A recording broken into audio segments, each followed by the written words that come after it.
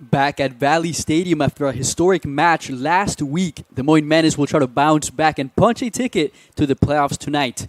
Rich in history, success. Since 1994, the Moines Menace has grown to the giant it is today, where a newcomer, St. Charles FC, awaits. But it's a newcomer that sits only a spot behind, third in the division, with their entire hopes this season and for playoffs on the line. Hello, everybody. Welcome to this edition of Des Moines Menace Soccer here on the Central Iowa Sports Network. I'm Juan Mendes alongside Justin Vorster. Very excited to bring you this match live on YouTube. A huge match we have tonight. Last week, even bigger one against Chicago City SC. Justin, what are your thoughts? Well, it should have been won in the first half. Menace should have won at least 4-0 in the first half with the chances they had. But you have nights like that when you don't score goals and the game goes on and on and on. And at the end of the day, City won it with a last-minute winner from Warden. It was unbelievable. But that's done and dusted. You've got the rest of the league to finish off with. A win tonight, the Menace have punched the ticket in the playoffs. So hopefully they get the 3 points. That is the purpose of the Menace tonight. Big defeat last week. Nonetheless, tonight they could redemption, bring everything back, bring the joy to all the people here in the stands crowding Valley Stadium here in West Des Moines. A lovely afternoon, likely the best atmosphere in terms of the weather as well of any home match this season. How about that? We did cover the Chicago City SC match, but we also have highlights for you, and we're going to hit that right now. A huge, huge matchup. A lot of people tuned into it. Let's take a look. As I mentioned, the Menace were full throttle in the first half. Here you see Elliot Goldthorpe on his right foot, just rolling the ball onto his left. Any other day, Goldthorpe would have finished that. But look at the technique here from Goldthorpe. Hopefully he's got his shooting boots on today. Hopefully he's going to finish what he didn't finish last week and put the Menace in the playoffs. Yeah, Torres scoring the first goal for City in the 81st minute of the game from a sublime technical corner there from Maybe. And what a goal that was. However, it wasn't over. Here goes Goldthorpe again with space onto his right foot off the crossbar. Can you believe that? Great technique again. The team captain. And he's playing like a captain. Spicer onto his right foot. And what a save there from Wayman. Spicer cutting in. What a save there from Wayman. Unbelievable. Here we have the tying goal. Goldthorpe into Yamazaki on the near post. Flicking the ball into the far corner. Just past Wayman. Look at the technique on that. Again, a near post corner. Here you see the Menace coming through again. Goldthorpe. Goalkeeper Wayman blinded, still manages to get a left foot to that. As I said, hopefully shooting boots on for this match. And here comes the winning goal. You have that man Hagen on the far side. Lovely cut back there. And there was Warden for the winning goal. Look at the technique on that. And that gave the 3 points and an unbeaten record for City. That is right. One last gasp for Menace here. Goldthorpe on the corner. Too far, even Troutman joined in on the attack. Bounces off a Sewell. And that is all that was written on that match. A victory for Chicago City SC. So Menace come off a defeat last week. On the other side, St. Charles came from a win on their last matchup as they beat Springfield. And they'll try to also, they lost to Menace in the first match this season. And they'll try to bounce back with that. But they did come off against a big win against Springfield, holding on to a 1-0 lead. We will also take a look at that right now. As St. Charles is a team that is nicely built, great coaching. We'll talk about that later. Here we have the action. So quick 1-2, swarming the box already. A lot of bodies moving on forward. Ball played inside. Fortunate there for Springfield. It was a save after all. But then that was a really early chance. Then way later, 46th minute, it was John Gates using that pace, cutting inside, and the finish around the keeper. Very clinical, very poised. He will be playing tonight for them. And then things got a little more interesting about 10 minutes later. Cross by Hutchins, a header, and a brilliant save by Moorfield to keep everything as it stood. Then St. Charles, another opportunity for Springfield. Could they hold on to it? Quick 1-2 on the far side. Another chance for Springfield. Goes wide. Was that all? Not quite. Another one from Springfield because Hutchins moving on forward. Played it to his left. Cut inside. Another shot. And this one touched away. Bar out. And 3 points for St. Charles. So they just survived off of that one. and they'll try to pull off a miracle tonight, something that we now know is possible, beating the Moines Menace at home this season. But with that, when we return, we take a closer look at the matchup, what is at stake. So don't go anywhere because more coverage and kickoff is ahead here on CISN. We all love a good win, however small or ordinary. Losing track of time, finding yourself with a few extra dollars in your pocket, soaking up the perfect Iowa day. These are the everyday delights and small victories that make us smile. These are the moments that connect us all as Iowans. And these are the moments that, more often than not, start with Iowa's farm families and the corn they're growing. Because when corn grows Iowa, Iowans win. Ever have one of those awkward moments when a business disappointed you? You got ripped off? Didn't get what you expected? The Better Business Bureau can help you avoid these uncomfortable situations. BBB accredited businesses are honest, ethical, and reviewed annually by the BBB. Don't experience another awkward moment with a bad business. Trust the ones that operate with integrity. Look for the BBB seal. It's the sign of a better business. And find a better business anytime at bbb.org. Hi, this is Chris from Fireplace Superstore. Spring will be here soon, and our selection of patio furniture is fantastic, but it won't be that way forever. If you want to get furniture for your deck this summer, come see us now. All the best brands and the best selection. And if you want a special order for this summer, we still have time to do that. Come see us now, Fireplace Superstore, 109th and Douglas in Urbandale.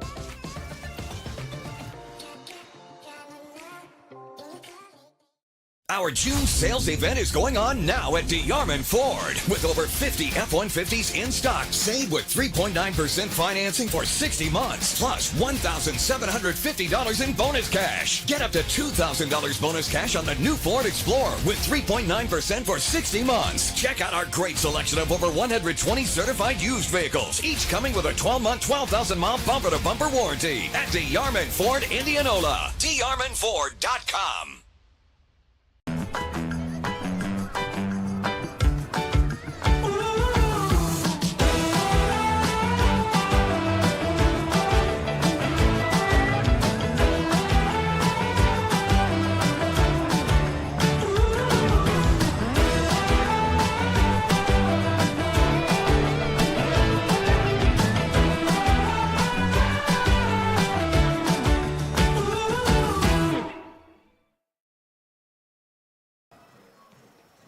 Welcome back to this USL League 2 match from Valley Stadium. And Juan Mendez joined by Justin Borster, counting down the seconds as the Moines Menace host St. Charles FC on Kickout Hunger Night.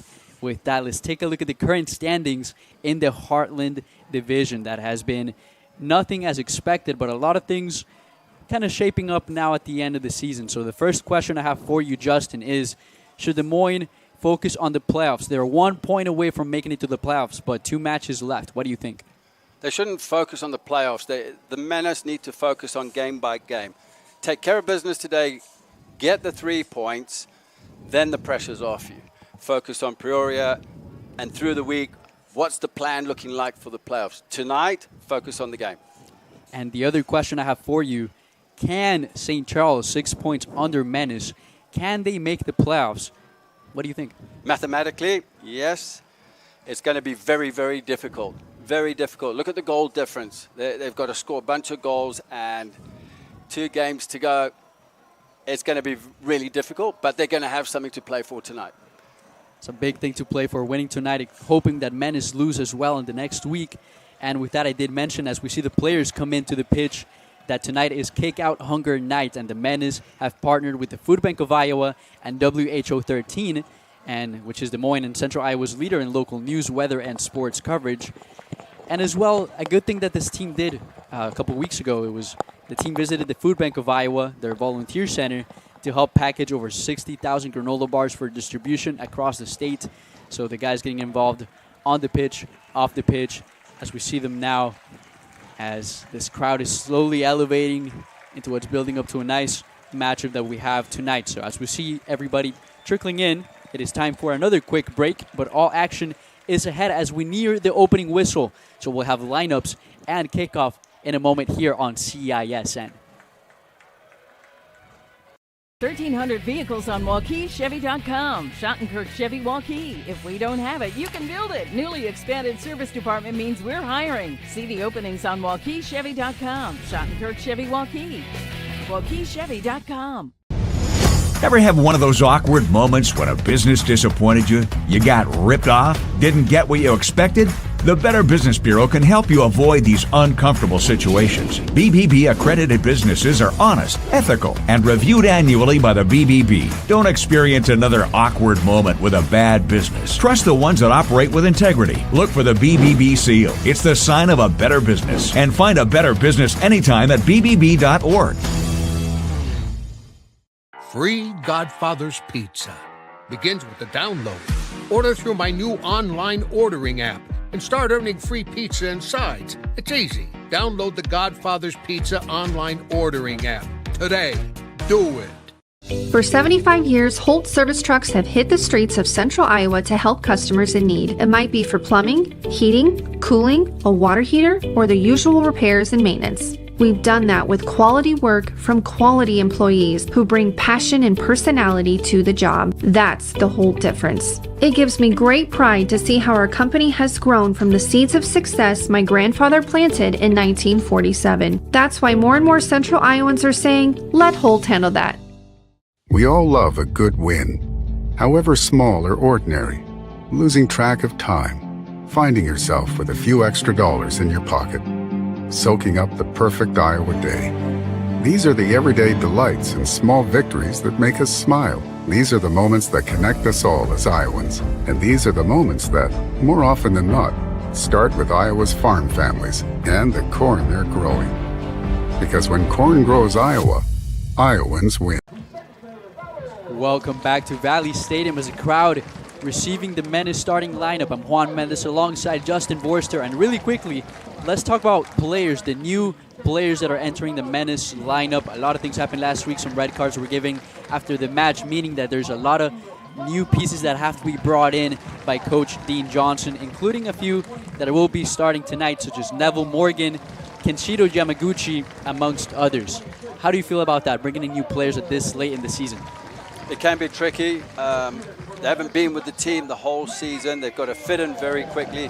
One thing with Nev Morgan, Morgan has been with the squad last year. He can play at the back. Tyler Moss is playing at right center back, and that's going to be something new for him.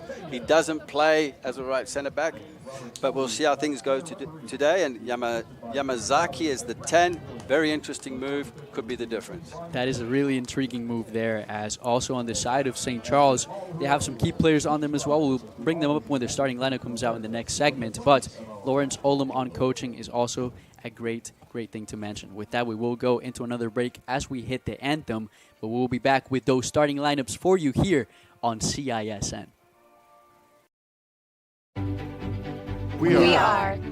We are so much more than an energy company. We are connectors, community protectors, and clean energy leaders. We are job creators, friends and neighbors, stewards of your dollars and savings. Yes, we are so much more. We are the energy behind your everyday. And we are obsessively, relentlessly at your service.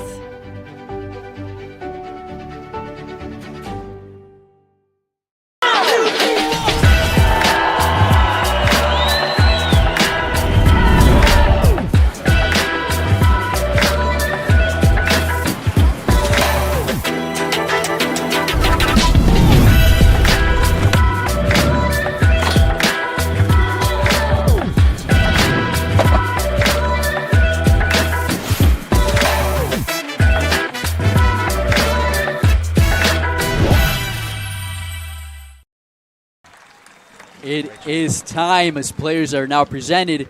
We have the starting lineup for you. Des Moines Menace. Here we go. A very different lineup from the usual. We'll break it down. Still the same 3-5-2, but new components on the wings, on the center attacking position. Elliot Goldthorpe will be forward. But we'll have a graphic for you here. You see Marvin Dorchin on the goal line replacing Troutman for tonight. Troutman is on the sub bench right now. Adrian Gamero, Tyler Moss on the wings are on Sewell. Kenshiro Yamaguchi, Neville Morgan playing the left wing back. In the middle, Luka Nedic back in the starting lineup alongside Vicente Valor. Haruki Yamazaki playing that cam. Elliot Goldthorpe, Fernando Garcia up front. And then on the other side for St. Charles, we will make sure to tell you what lineup exactly they're running with tonight. We do have the starters for you as well. They'll be playing on their black kits tonight. Charlie Dickerson will be their captain. He will be at center back. On goal will be Lucas Moorfield, Ignacio Abial, Juan Kuzri, Joseph McInnes actually will be up front for them. Al-Sadiq Hassan in the middle, Chad Hamler, John Gates up front. He scored a goal last week. Cameron Caldwell, Hubert Copani, and Andres Sesma.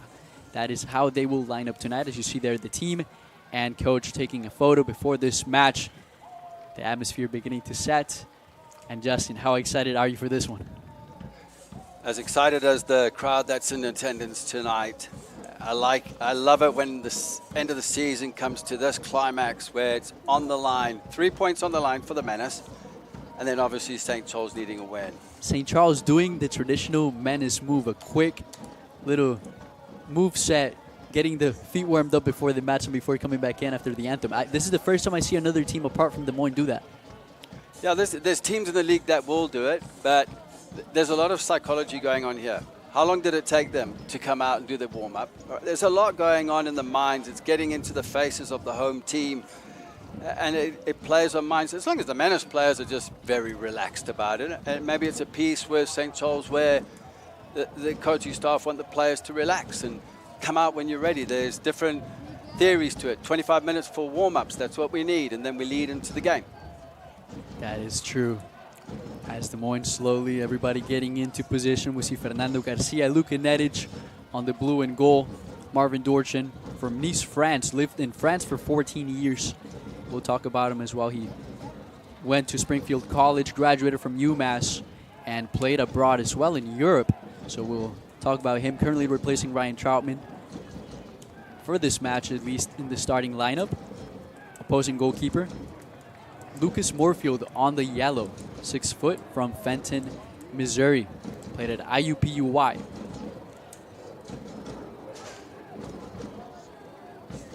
It's great to see Netic come back into the midfield.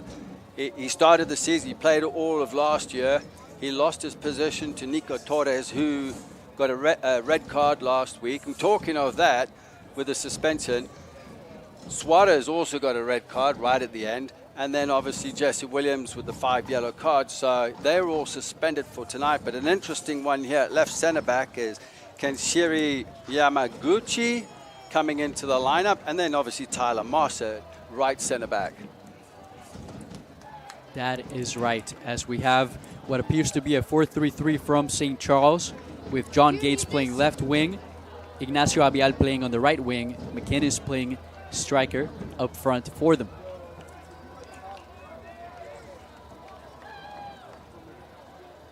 In the middle, somebody that I am familiar with, Juan Kuzri, plays for Akron.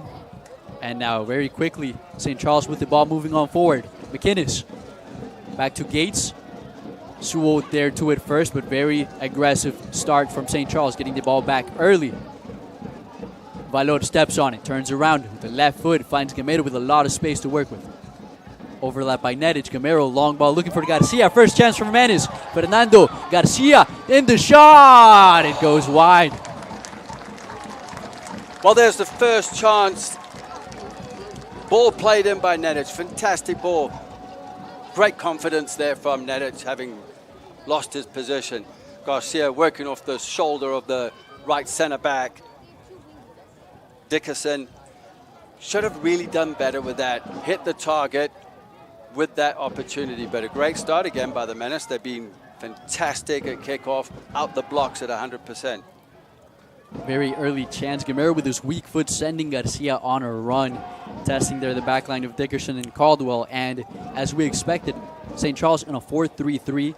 The holding midfielder will be Kopani. To his right, Hassan. To his left, Kuzri. Hamler on left back, number 11. On the right side, number 24, Sesma. So that is how they line up tonight here against Des Moines. A lot of teams we've seen Wichita try to match Menace on their formation. We've seen Springfield also try to do that and then go back to their 4-1-4-1. We'll see how this one plays out, but as it stands right now, playing confident to their formation and their system already. Yeah, as we see this throw coming from Morgan, as it's clear, but On your point there, I don't see the point of coming into a game to match up the systems if you haven't practiced them throughout the week. Stick to your game plan with your personnel and then shape up during the game.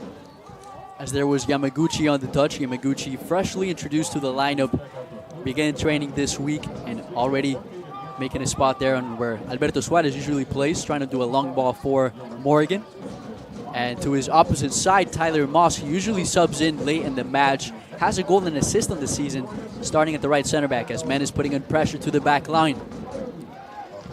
There's Moss putting in pressure. McInnes now trying to turn around. Close one for Gates. Gates using the pace. Yamaguchi testing him. Gates goes around. Dorchin doesn't have enough on it. Yamaguchi to put it away. How about that chance though?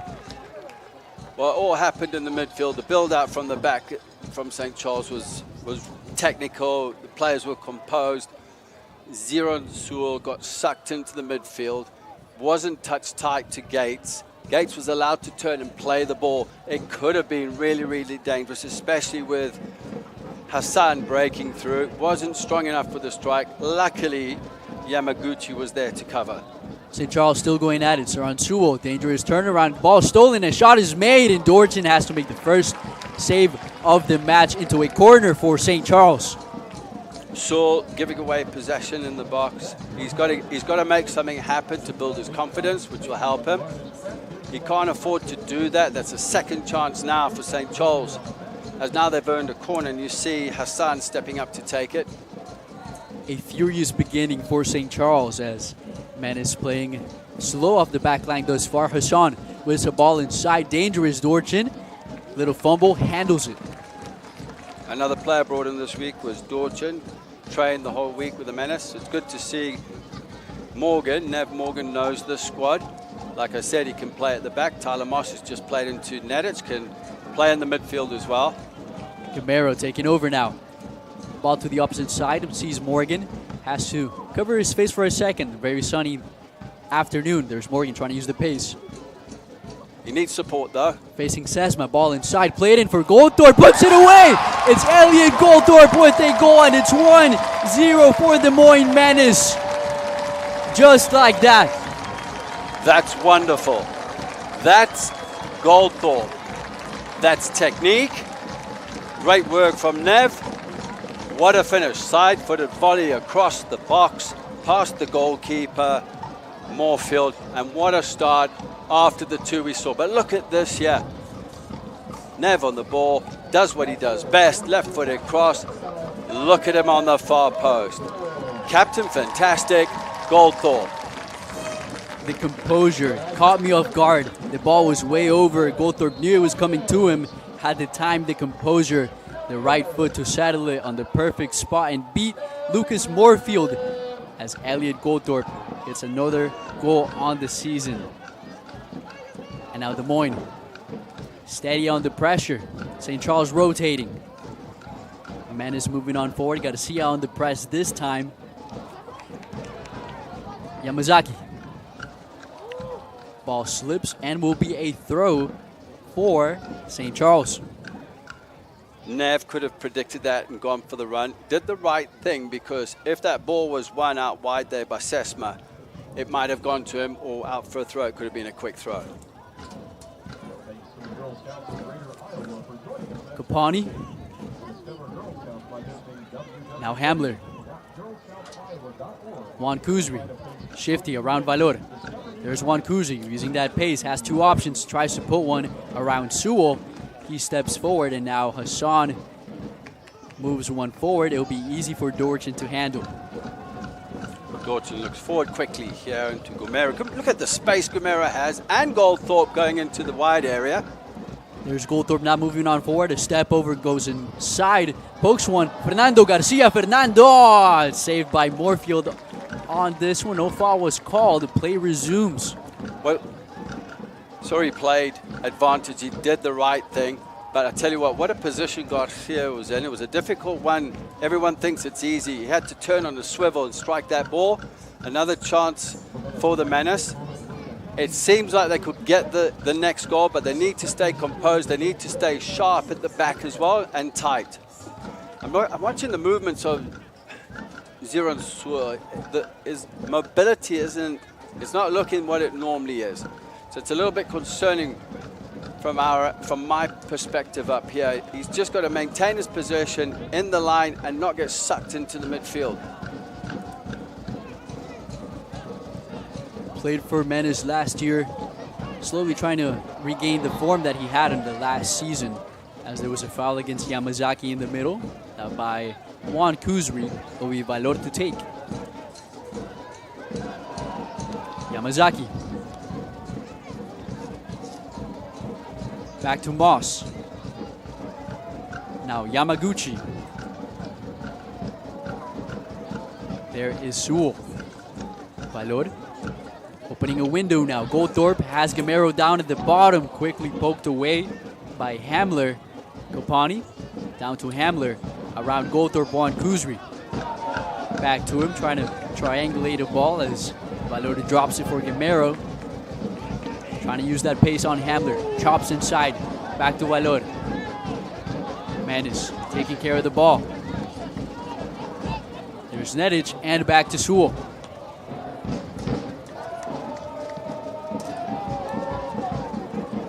Miscommunication. You watch Goldthorpe. He can play the 9, naturally as a 10 as well. He loves to play between the lines, and we saw that earlier when he received the ball there. Cam Caldwell came in to put pressure on him. You look at Goldthorpe, checks his shoulder, he hasn't gone with him. You're either going to go with him and stay tight, or you don't go with him and pass it on. Goldthorpe then turning on the half turn, sees the run from Gamero. Unfortunately, it didn't get there, was intercepted.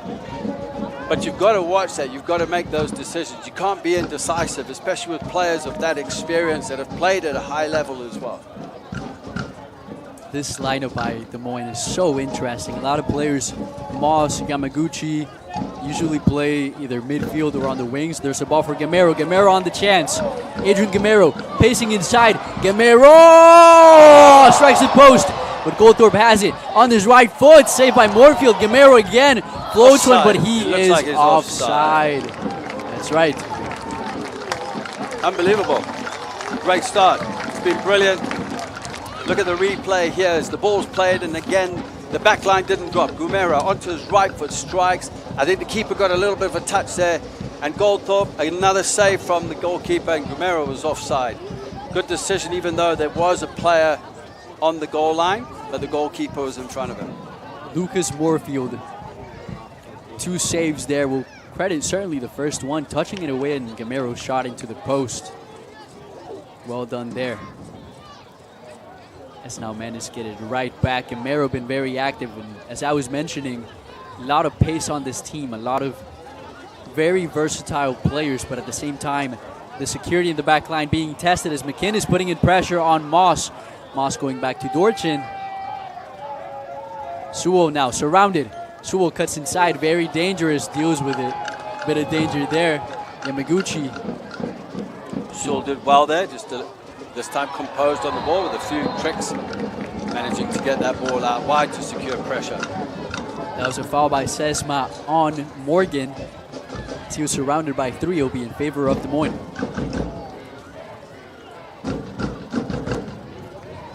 As we look at this again, here was Yamaguchi into Morgan.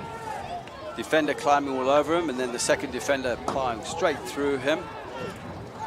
The left back for City, Chad Hamler, has got to read the game a little bit better as there's time and space, especially in the midfield with the Menace. It looks like they're going to play the ball up. You've got to drop that back line, otherwise Gamero is going to have a field day. There's a through ball for Goldthorpe. Moorfield stepping out. Light clash there, but it was offside.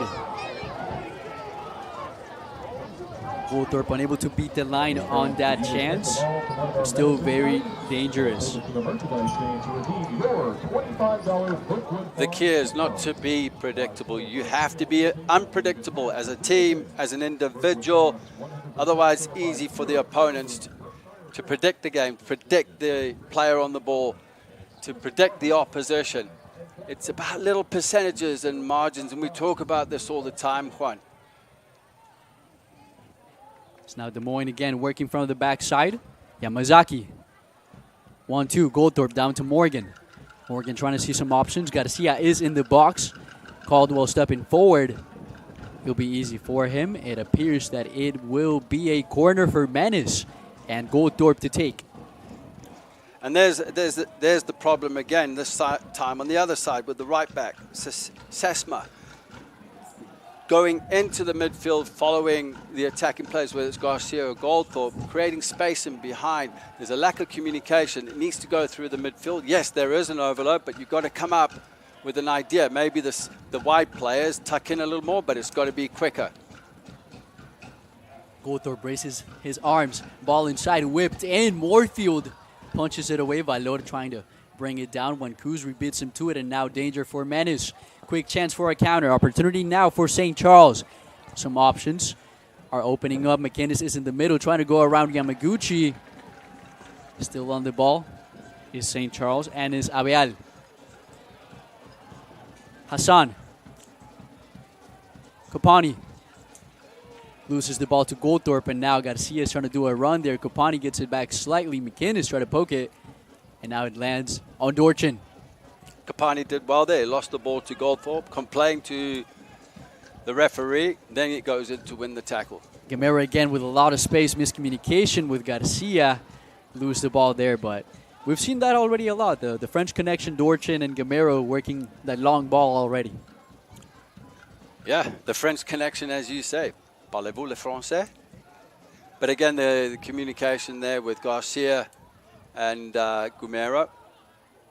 It's a case of checking to the ball, or do you want it in space? But those decisions have got to be made within a split second. As we saw there, good job of Menace tracking back on that counter opportunity. Split-second decision there, cutting everything away. Has St. Charles on possession. Kopani. Long ball for John Gates. Puts it down. Gamero stepping forward. Still on the attack is St. Charles. Rotating. Chance. Kopani with a shot. It will go wide. Some space to work with in the middle there for Kopani. Not the worst decision there. There's not enough power and real direction to the shot. Look, it's still early in the game as well. There's a lot of technique in this St. Charles team. They're a young team.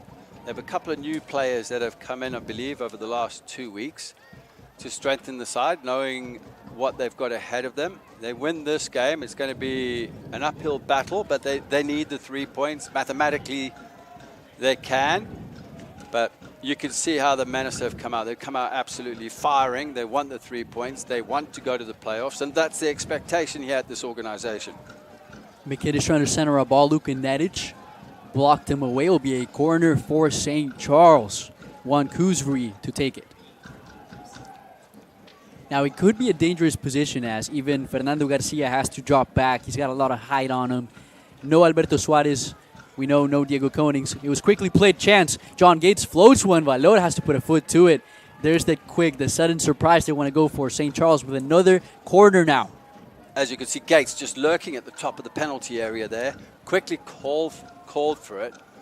As you can see in the penalty. And again, they've gone short. Another short. John Gates puts the ball through. Chance. Opportunity shot by Avial. Blocked by Garcia. Yamazaki stepping on it. And Tyler Moss holds it, but it was called a foul first. The first corner, the set play going short into Gates. You can see it's come off the training field. And again, they went for the same one. This time, Yamazaki was awake to the situation, put pressure on. And then Abial with the strike that was cleared away. But you can see St. Charles have worked in a couple of situations and scenarios within the game. Their tactical set plays. They just need to get organized at the back and know when to drop. As you see, Goldthorpe's come between the lines. And again, the center back's gone with him. Dorchin facing some press. Tries to find Gamero once again. Unable to do so on that chance. And Hamler repossesses for the visiting team. Dickerson down to Kopani. Back to Caldwell. Dickerson on the left foot. Into Juan Kuzri. Back to Moorfield. Dangerous pass. Moorfield clears it. Yamaguchi now surrounded again by 3. Miscommunication by St. Charles, but they get the ball back. Abial. On to Hassan. Hassan, overlap by Abial.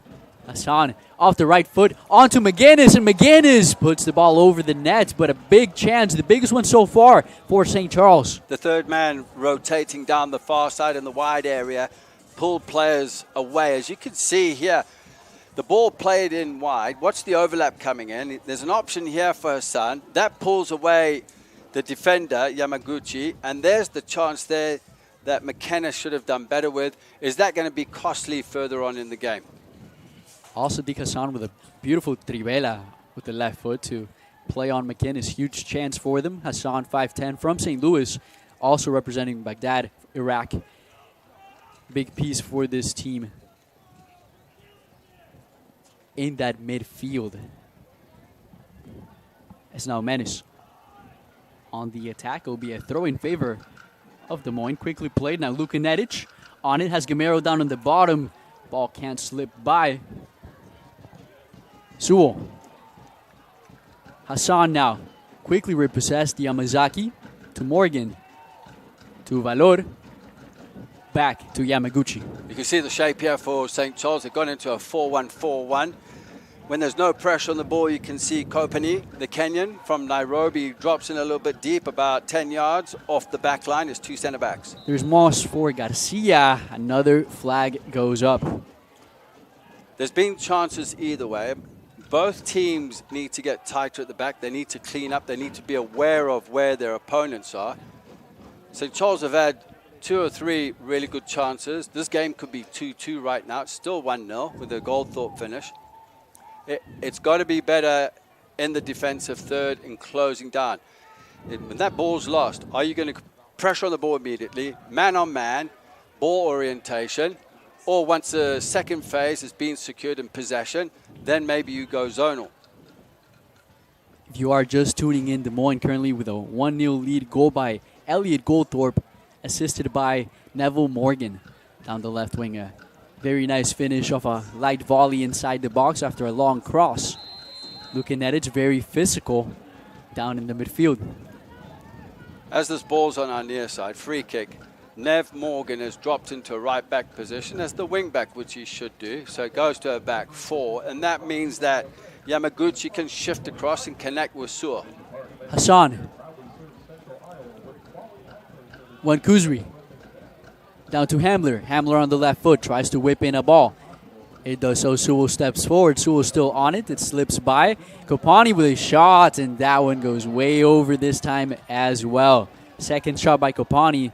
Certain intentions, but the delivery is not there. Quickly played. He's a good player. I like Kopani. Shows great technique. I like his style. He likes to get the ball as a 6 in the midfield from his 2 center halves. Here's a ball by Nedic, looking for Garcia. Dropping to the near side, Garcia. He's doing some class there. What a move by Garcia. Down to Gamero. Gamero plays a ball a little rushed. Garcia still on it. Pokes it for Gamero. And it appears to be a foul called. Was it just outside the box? Just outside the penalty area. As you can see, Goldthorpe pointing to where he wants it. He wants to see it again, or at least get the ball quickly, but he did pass it to Gamero there, quickly poked it, and a late arrival on the challenge from Kopani. It is outside the box, but again, Goldthorpe, he can use the right, he can use the left. Big chance for Des Moines. Yeah, Kopani's got to be a little more disciplined lunging in there. Obviously hasn't done his homework because Goldthorpe is clinical on free kicks. As you can see him lining the ball up here right now with Nev Morgan to his left. He's got great technique. It is difficult because it's right on the edge of the area. You want to get power and dip. You want to combine the both technically to beat the goalkeeper. Let's see what he can do. 4 on the wall there. Goldthorpe on the left foot. It's Goldthorpe. Moorfield one-handed away. Corner for Menace.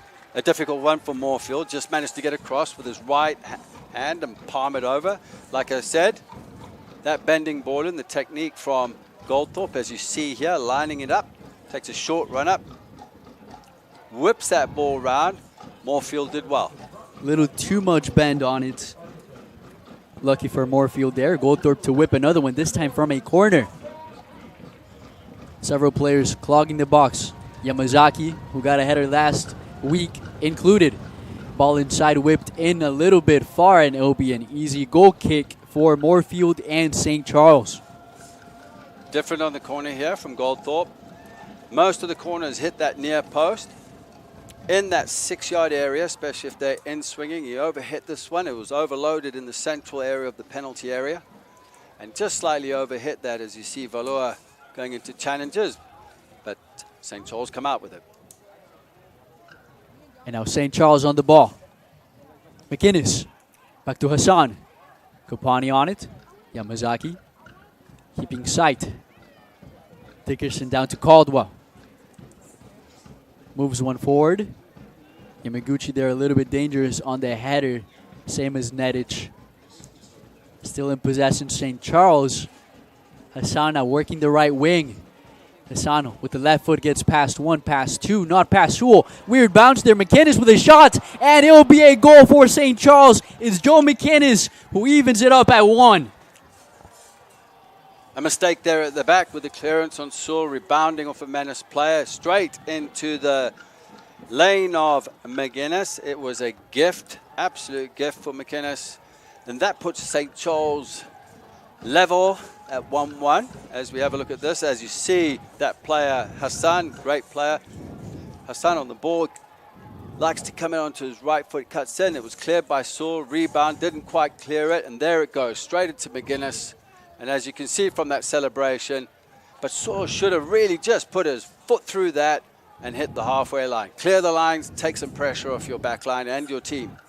He's been trouble for Des Moines the entire first half. Joe McInnes lands one on the back of the net, evens everything at once, and makes this game interesting. St. Charles came here to fight. As the tension builds in a quiet Valley Stadium, will St. Charles continue, or will Menace bounce back? Well, St. Charles will carry on working on this. The confidence is high. These next 5 minutes are going to be very, very important. They're playing like they're top of the Heartland division right now. The Menace have had chances. Now can they be a little more clinical in front of goal and finish the chances? Maybe another goal will help before half. That's going to be critical. There was great pressure there from Sewell. He had to do it because McInnes would have turned on him. St. Charles still keeping that pressure. This is what, for any Menace fan, could be a little bit worrying, seeing the likes of Alberto Suarez missing, Nico Torres as well, the height, the presence in the back line. It's a big thing to see the toughness of a 3-back in the initial lineup for Menace compared to what it is now at this moment. Very versatile, but also it's very new, very fresh. As moving on forward is Sesma stepping on the ball. A lot of confidence on that. Kopani. Abial. There seems to be a miscommunication back, especially in the wide area. On the Abial, far another left. chance, sorry, there as St. Charles really moving on forward on the attack. No, look at guys like Hassan. Hassan's playing with confidence. He's so good on the ball. Look at him with that layoff. And the combinations on the far side where everything's happening for St. Charles is causing problems. And here's where the problem lies. I don't think Kenshiro Yamaguchi is familiar with the shape. Nev Godwin earlier, who was on the line in the 5, when the ball was played out wide, Nev goes, but Nev knows that. He knows the system. And he's trying to get Yamaguchi to push him on. And that's what should be happening. And everyone slides across from the back. Yamaguchi, Sewell, Tyler Moss. They need to fix that quick. Menace certainly want to bounce back and in 26 minutes work for a lead before the half to bring the spirits back up again to the stadium and the crowd. As there's a good rotation there. McInnes again back to John Gates, overlapping now. Juan Kuzri poked away by Tyler Moss. Great combination there from St. Charles to earn the corner. Tyler Moss just getting a foot to it as it goes out for a corner. They look like they're coming up with something different as the big lads are coming up from the back, including Dickerson. Juan Kuzri on the corner. St. Charles trying to surprise here at Valley Stadium. Juan Kuzri, ball inside. No header, headed away by Garcia. Kopani slips one by. Al Hassan with a flick off the back. But still on it is Kopani and St. Charles. Hassan with the creativity. Luckily for the Menace, we had a player there to clear the lines. Kopani with the center looking for McInnes. A header is there, but Moss, miscommunication there again by Des Moines. Nedic with a wishful clear. St. Charles moving on forward. There's a player down. I believe it is John Gates for St. Charles, as it is recognized, but he does get up and play continues. Yamaguchi. Valor. Floats one. Morgan side. Ball didn't get there on time. And now Hassan. St. Charles, that midfield, very busy already. Juan Kuzri rotating down to Kopani. Back to Caldwell. Kapania looks like he's enjoying himself there. He loves to get on the ball, like I mentioned. He's been a little bit crafty. The St. Charles, you're looking at St. Charles, they've had time now to sort things out and watch when the Menace are in possession, which it's been now in the momentum of St. Charles. What a turn there by Hassan, leaving Valur. Hassan finding space in the middle there. Gamero first to beat around Hassan and beating Juan Kuzri as well. Has to drop all the way inside. It might be something that has been missing for Menace, the midfield work tonight, as Yamazaki's playing more forward, and there's a He's quick offside ball played there. on, offside for Yamazaki. Yeah, there's definitely, from a personnel standpoint, something missing there.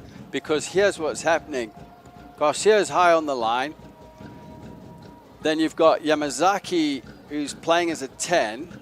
I would switch. I would bring Goldthorpe in as the 10 and push Yamazaki as the double 9. To be honest with you, that's what I would do, because Goldthorpe's going to offer the recovery into the midfield. He's got more strength than Yamazaki in putting in tackles. He's going to offer that. It's 3 versus 3 in there. When Yamazaki goes onto the line, then you look at the situation in the midfield. As you can see now with what's going on with St. Charles, is they drop in their wide players in, they're overloading it. Sometimes they 4 versus 2, 4 versus 3 in the overloads in the central areas. Abiel working the far side there against Des Moines. I have to agree, Goldthorpe is just really good in his natural position as Yamazaki steals the ball and eyes Gamero. There's that connection. Adrian Gamero now on it against Hamler, forces him to go back. And on that point earlier on, as you saw, Gumera had to sprint across the field horizontally to win the ball, to add some extra strength because they were getting overloaded. They needed it. As you can see here off the ball defensively. Moss looking for a long ball for Garcia. He is onside this time. No, he is not. It will be another offside against the Menace. That's a tight call, very tight call. Looked like he started 2 yards in front of the defender. So that was a tight call. But again, no pressure on the ball. You can know that long ball is coming in. You know that Garcia and Goldthorpe are going to work off shoulders of the center backs. And that's where they're dangerous, especially Goldthorpe. He's very dangerous in those situations. Gamera with the light shove there on Juan Kuzri. Will be a foul in favor of St. Charles.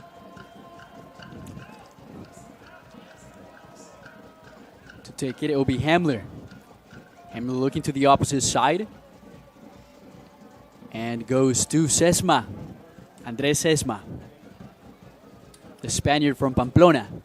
Whips the ball in for McInnes. Tries to turn around Nedic. Yamazaki now pokes it away. Chance for Menace. Yamazaki has Goldthorpe on the left. Hands it to him. Is Elliot Goldthorpe possesses on the left foot. Shot. Easy for Moorfield. As you can see, Goldthorpe looking at Yamazaki. He wanted the ball in front of him, but he showed great technique and skill just to bring that ball down as it was going in behind him. And that will be the first card, as we saw a foul by Nedic as Juan Kuzri was repossessing the ball. He lifted his foot way too late, arrived late as well, and first booking Luka Nedic. That puts Luka Nedic out of the playoffs, I believe, because that's his 5th yellow card. As we look at this again, ball played in. Luka Nedic didn't need to do that. But he's out there. He's out of the. He would be out. Sorry, against Peoria next week. Then after that game, he's back to square one going into the playoffs. Menace already possibly sorting out to finding a response off the bench, as there's a few pieces in the midfield, some returning ones, some new ones, including Philip Yauch, the Englishman who played at the University of Nottingham. He was the captain of that team at the CDM position. Could be a good piece to bring. Another one is a returner. Michel Secades is healthy again for Menace. He was brilliant against Dutch Lions, getting the goal. Be great to see Secades back. It's good to see him healthy again. But just to get some minutes today and add, there's something missing, that's for sure. In the midfield, you know, in order for Guimaraes to come from one end of the field to a central area, I'd get Goldthorpe in there. They need more strength. Kopany has dropped a little bit deeper. He's following Yamaguchi around. He's keeping an eye on him. Look at Goldthorpe there, as we said, on the half turn, in space, between lines. Goldthorpe receives, moves on forward, fighting the press by Bill. Morgan now. Chance for Menace. On the step over, Morgan whips the ball inside, trying to find Garcia. Cleared by Hassan. Will be a throw for Menace. Morgan again. Winding one up, telling Yamazaki Goldthorpe to get in the box. Whips one way far. Moorfield has to go out. Dangerous. Ball still in the danger area. Luka Nedich brings it down. Gamero on the turn. Still Adrian Gamero in possession. Tyler Moss now. Steps it forward. Sees Garcia. Try to point out at Yamazaki. Now Valor up to Suo. And honestly, that ball doesn't have to go in first time from Tyler Moss. Be a little more patient. Try and draw some black jerseys out of position, and then look to expose them. Morgan, again on the step overs, trying to work around the backside. Sesma beats him this time. Foul in favor of St. Charles in the 34th minute. We're still 1-1. Been an exciting game so far from both teams. After a nervy start for the Menace, with a couple of chances going to St. Charles. Then the Menace exposing St. Charles at the back, especially with Goldthorpe and Garcia. They could have been 3-0 up within the 8 minutes. It looks like St. Charles have sorted out their back four and the shape in order to make things a little more compact as Garcia comes sliding in there. Very, very late challenge by Garcia. Dangerous. Didn't connect as bad. It could have gone worse, certainly, with that sort of challenge, at least. Garcia there is fighting to not get booked as he arrived late on Hamler. Out of your pictures, we're looking at what's going on our near side. The captain Goldthorpe has run to the sideline, grabbed some water. He's looking at the bench. His arms were out to his side. Looks like he's a little bit frustrated. Speaking of water and refreshments, Kyle Kraus, I believe, is also here in attendance. Yep, I see Kyle Kraus, the owner of the Des Moines Menace. He's down here today. He flew in from Italy, Parma. As we all know, he owns Parma Football Club, and he's very passionate about the game. He loves the game. And now chance for St. Charles. One Kuzri whips one up and over. Garcia gets a header first. Valor as well. Finds Gamero trying to look for Nedich. Clears it for Goldthorpe, and now a chance opens up. Moorfield moving on forward. Goldthorpe to it. Moorfield runs right on him, and this could be bad for St. Charles. There was a player in behind. That's not off. I thought that Sori was going for a red card. There was cover. If there was no cover, that could have been a red card. So it's going to be a yellow card. Luka Nedich arguing for it. Yamazaki as well. Moorfield ran all the way back to his goal. Receives a yellow card. As you mentioned, Robert Sori is tonight's center referee. Second yellow he hands tonight as Moorfield ran all the way down to reach Goldthorpe, who was pacing down for that ball, as we see. Just beats him to it and absolutely tackles Goldthorpe, who gets right back up, fortunately. But St. Charles escapes that quick counter by Des Moines. What was Lucas Moorfield thinking there in that situation? There was cover. There was pressure, I believe, from Caldwell on Elliot Goldthorpe. All Caldwell would have done is try to keep Elliot Goldthorpe contained until recoveries came in from the rest of the team. As you can see, there's pushing and shoving in the penalty areas. Sori goes over to deal with it. Goldthorpe on the left foot. Robert Sori is still talking to some players right outside and inside the box. There we see a whistle standing really close to the action. He is. Ball inside by Goldthorpe. Way too low on it. Yamaguchi on the push. Valor faces a tough challenge. No foul called there. And now chance opened for St. Charles. It was Gamero who says no. Gamero did well there to come in and cover. Valor going down. The break was on for St. Charles. There's a lot of panic within the lines of the Menace. Valor, great skill there. Goes to ground though. Brilliant move as Sewell tried to float one for Morgan. Garcia repossesses. Quickly back there, running way fast was, I believe, Hassan. John Gates was now working on the right side. And now it's Tyler Moss for Menace. Down to Gamero. Cutting inside to Valor. Finding Yamazaki back to Gamero. Gamero, the ball did land around his groin area. He is going straight down. Play continues apparently here as Morgan has the ball. Morgan surrounded by two. Goes inside. Morgan still possession. Floats one in. Looking for Yamazaki. Morgan still fighting for it. Luka Nedic as Gamero seems to slowly get back up. Nedic into Yamazaki. Kopani gets it back. And a foul called in favor of Des Moines as Kopani, I believe, maybe extended his arm. Trying to figure out what actually happened there, but I was looking at Gumera, who is down. The pass that was played into Gumera was, I call them hospital passes sometimes, because he's under pressure, the defender's reading it, goes through him, wins the ball, hits the ankle. And there was a yellow given just now. Unsure exactly what it was for. I know Kopani was holding Yamazaki away from the ball, maybe extending the arm. He extended his arm, but there was nothing malicious about it. It was just shielding the ball. Unless there was contact to the face. Yeah, not sure if it was even him who was booked.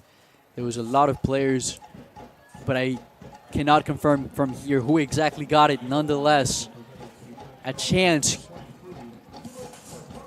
It is Kopani. Kopani received the yellow. And now Goldthorpe, Garcia lining up for a free kick. A dangerous opportunity lining up for Des Moines to regain the lead. 40th minute.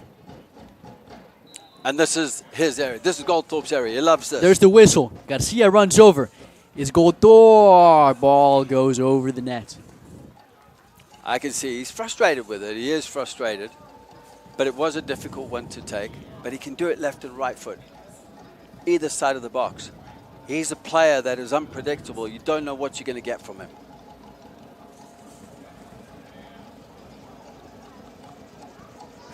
Moorfield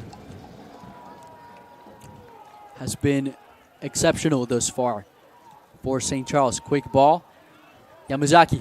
Yamazaki down to Garcia. Way too far forward. Hamler runs it down. Garcia right by him. Closing away the channel back to Moorfield. Dangerous pass there. Back to him, and it will be a corner for Menace. Hamlin did well there under pressure from Garcia, finding his goalkeeper, Moorfield. I thought Moorfield was looking out the other way. Could have used his left foot there to clear the ball. Credit to the Menace, it's a corner. Can they make something out of this with 5 minutes to go to half-time? To get the lead back, Elliot Goldthorpe on the corner. Into the middle, a header's made, and I believe it was Garcia who touched it. Sewell couldn't possess it there. It'll be a goal kick for St. Charles. Another good corner from Goldthorpe. Garcia just managing to get in front of his defender, heading it, going well wide, just past Sewell for a goal kick.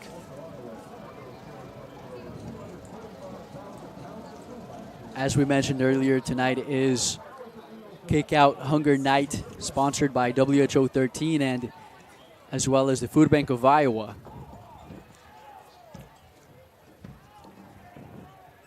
And this match has been certainly, people expected a similar result to the first matchup earlier in the season as the Moines beat St. Charles 4-0 as a quickly moving St. Charles team there on Sewell gets a corner very promptly. This team has been a surprise and has certainly impressed thus far and are pushing to move on forward and get a lead before the half. How have they lost 4 games? They're 6-4. They've lost 4 games. They've got some quality players in their team. As you saw, Kuzre on the far side, and saw with the ball that rebounded off him, putting the block tackle going out for a corner. They're playing like they're top of this conference right now, and I did mention that earlier. A lot of confidence on this team. Hassan on the left foot. High ball looking for Kapani. Kapani brings it in. Beats Dorchin, hits the post. Another header cleared off the line, it appears. It looks like it's a it goal. It is a goal for St. Charles. Another goal for McInnes. Joe McInnes gets a brace, and St. Charles steals the lead, steals the show in Valley Stadium. Watch this corner again. Hassan delivers far post. Everyone thinks it's been worked on on the training ground. You can see it. Hassan into the far post. Kopany peeling off from the far post to get that header across. And then there was McInnes again. As we see this here, watch here. Hassan, everyone is drawn into the near post. Kopany just curves his run off on the far post. Initial header coming off the crossbar, and it did go across the line, and it was McInnes with his second goal of the night. Right place, right time, punishing on that chance. That is an exact reminder of what happened against Chicago City on the first match out in Chicago. It was a goal by Lucas Ender. It was headed on the far side. Somebody inside. It was Lucas Ender to put it away. That aerial game from Menace off those set pieces and corners has been troubling them in many occasions. And now, just like that, this Menace team is down 1-2 at home. Nearing the end of the first half. A lot of work to be done, and now St. Charles looking for a third. John Gates, Tyler Moss says no to that one, but how about Joe McInnes? 2 goals on the night thus far. That's why he's in the team. He's clinical.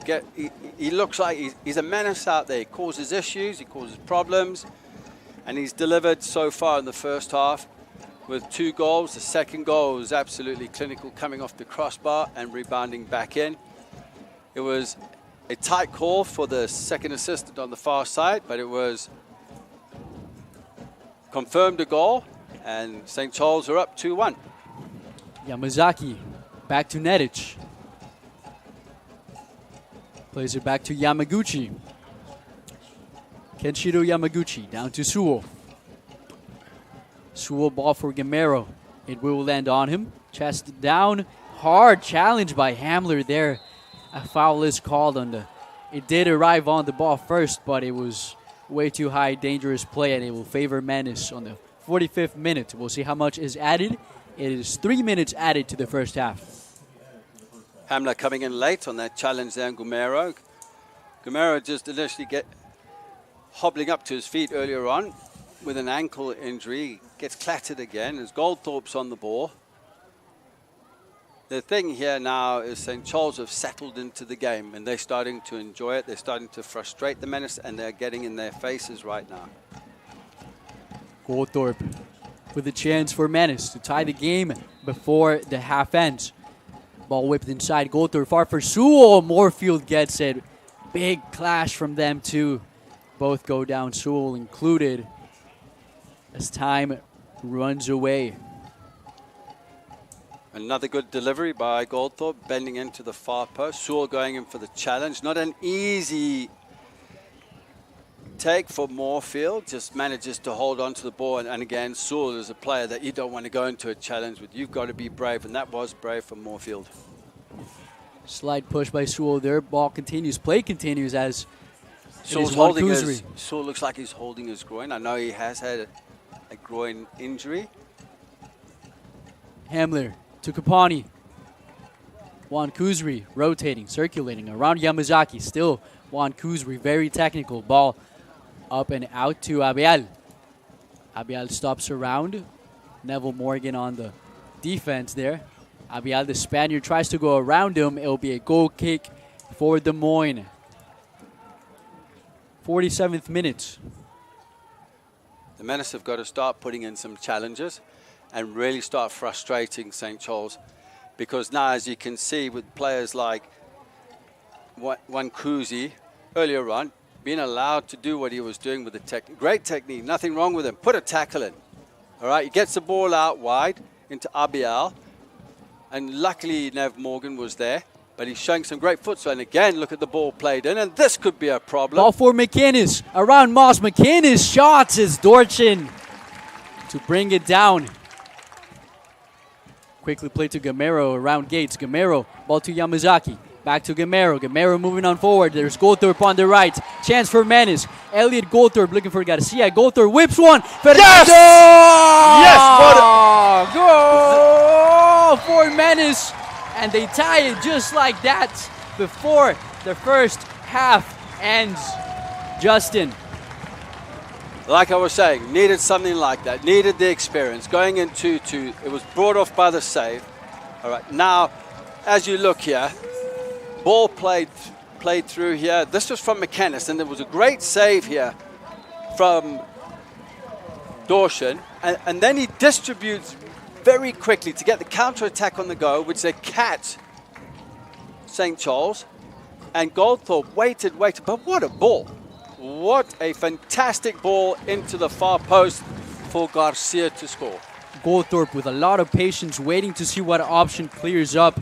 As here in the replay, Yamazaki ball to him. Goldthorpe waits. Boom, there's the right time. Garcia is there. He is onside. He's going to put that away. And it's 2-2. A brilliant game from St. Charles, who could have made it 3 very quickly before the half. The Menace tied it. We have a game, everybody, here from Valley Stadium. We will have highlights for you here on the halftime show.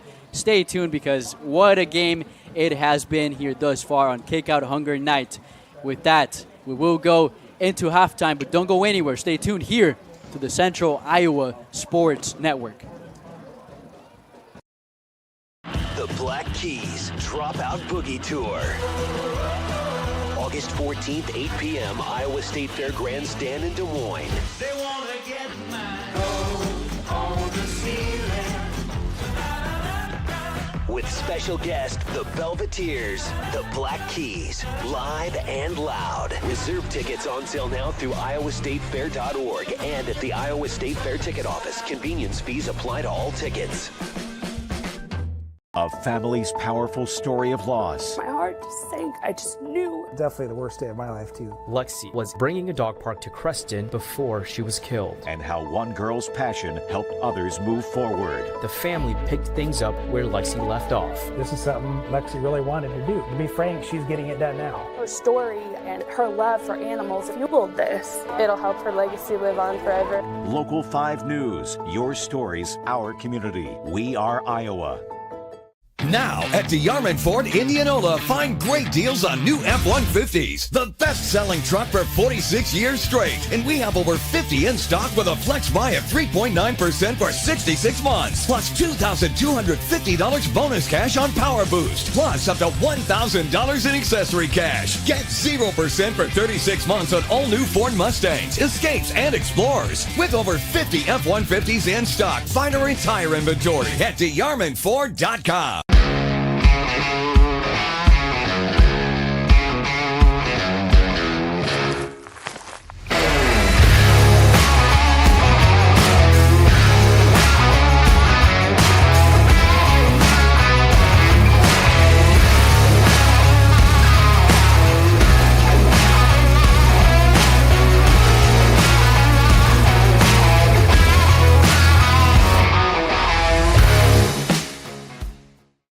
The Chicken in Orilla is a classic roadhouse joint serving chicken any way you want. All hand-cut, hand-breaded, and 100% satisfying. Chicken, just like your mama used to make. Bring the whole fam for all their favorites, and chicken so good you'll know why we could only call ourselves the Chicken. In the middle of nowhere, but just minutes from everywhere.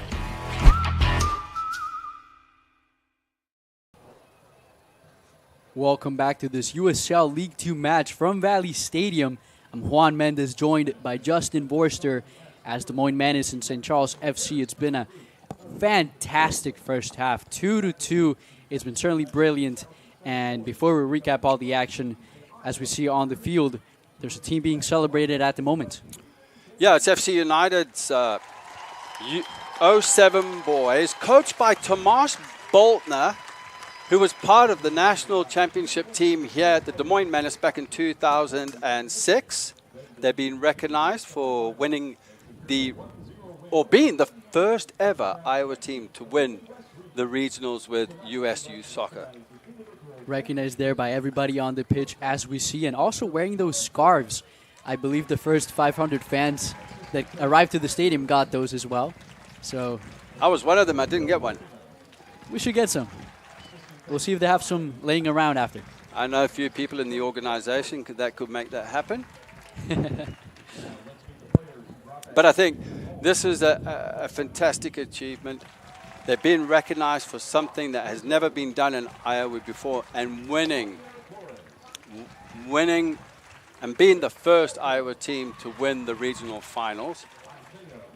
Huge, huge achievement. As that occurs, we will have highlights for you later after the break, but overall, what is your quick reaction, Justin, from what we saw in this first 45? From a fan's point of view, entertaining. That's what they want all night, up and down goals. From a tactical point of view, personnel point of view, it looks like St. Charles have sorted things out with the back line.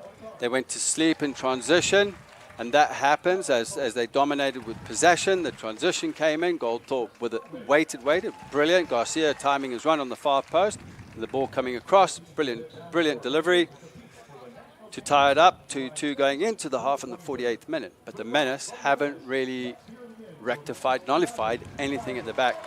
Sewell is struggling. Get him some help there. He keeps coming into the midfield. If he's not touch tight, if he's not touch tight like he was a couple of times and putting in the tackles, he's going to have a problem. That is right. We will certainly tell you what are some options for Menace to, arrive to the second half with more security defensively, keep the offense going. But we will talk about that later. We will go into a break here on the Central Iowa Sports Network, but do not go anywhere because we have first half highlights for you. So stay tuned because we will be right back. With over 260 beers on tap, El Bait Shop isn't just another craft beer bar. It's the best. Beer lovers know El Bait Shop, 200 Southwest 2nd, Des Moines. Missing a quality home-cooked meal? You know, the kind Mom used to make. Lucky for you, we found her recipe book. Welcome to the High Life. Welcome to the Champagne of Bars. When I think about the mini pitch initiative, I think about creating equal access to allow youth to have confidence in themselves, to develop teamwork. For me, sports were always a huge part of my life, and I want other people to have that same experience that I did. When you revitalize space in the community, you're able to allow people to come together. We've worked really hard with the U.S. Soccer Foundation over the past couple years and bringing pitches all over the country. We're really proud of being able to create spaces for kids to play and grow. At the end of the day, soccer is just a conduit. It's allowing kids to develop and giving them the tools that they need for life. That's what soccer means to me.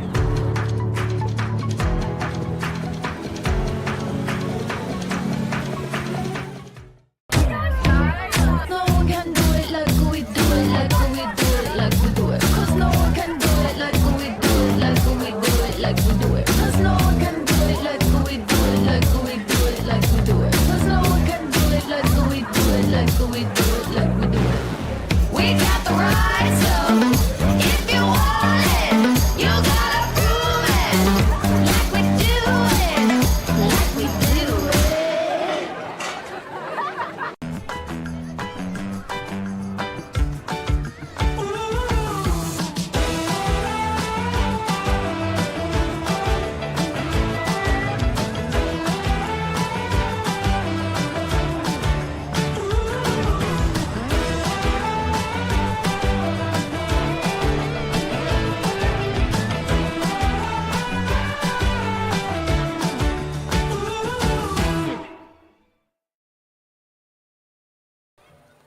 Welcome back to Valley Stadium here in West Des Moines.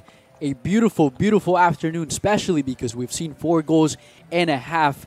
I'm Juan Mendez alongside Justin Vorster. And Justin, how about we take a look at those goals, the action, the chances, everything that happened on that first half, because it's been one to remember thus far, for sure.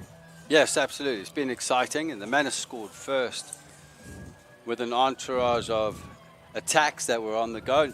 Morgan does well here on the left-hand side, just slowing it down, then delivering with his left foot far post, and there's Goldthorpe off the shoulder of Hamler. Hamler didn't check his shoulder. He didn't know Goldthorpe was behind him. Great technique there.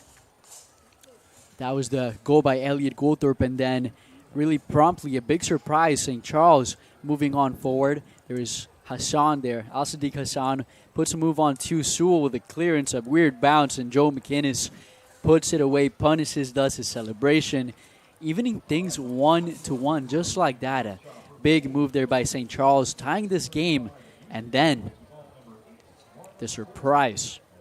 Something that a lot of people didn't expect to happen, but just like that, and a big chance off a set piece on the far side. Header by Kopani inside, bounces off the crossbar, and McInnes got the last touch on that ball. It appeared to cross the line as well, and there he is, Joe McInnes with the second goal on the night. The second goal on the night, playing with confidence as well. Kopani on the far post with the header across, unmarked. But then the Menace did come back. In the 48th minute of the second half, it was absolutely fantastic on the counter-attack. After Dawson made a fantastic save here, as you can see, off Gates. Playing the ball forward here for that man again, looking for his hat-trick, McInnes. Dawson said no, he gets up, he looks for the quick counter-attack, plays the ball out wide. And this is when it gets into Elliot Goldthorpe's feet, as you will see coming up here. Gumera's great ball in, sucked in a few defenders. They were out of position there with the St. Charles, but what a delivery that is. In behind the back line, the defenders hate to drop and hate a ball played in behind them. But everyone will go, that's an easy goal from Garcia. One, he was blocked with the vision to see the ball. Timing was absolutely right, running onto it, side foot, 2-2. That experience counts going into the second half.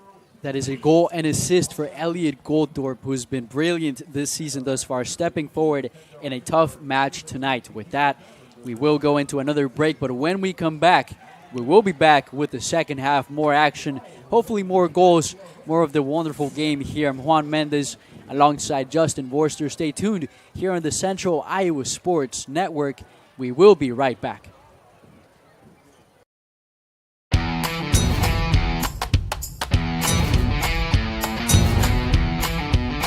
The largest selection of German beer in the world? You'll find it at the Hessen House.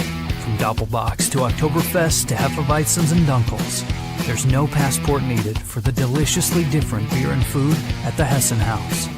So grab your friends and make it a fun night out. The Hessen House, 4th and Court, Des Moines.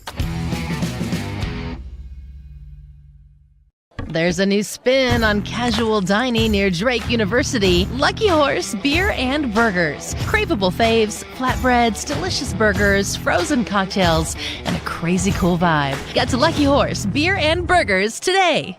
There's more Iowa in the Iowa Tap Room than you may realize. Housed in a building nearly as old as Iowa itself, the Iowa Tap Room greets you with a harvest of 120 Iowa craft beers on tap from all corners of the state. And the food doesn't get much more Iowa than this. The Iowa Tap Room, all Iowa beer, one amazing place.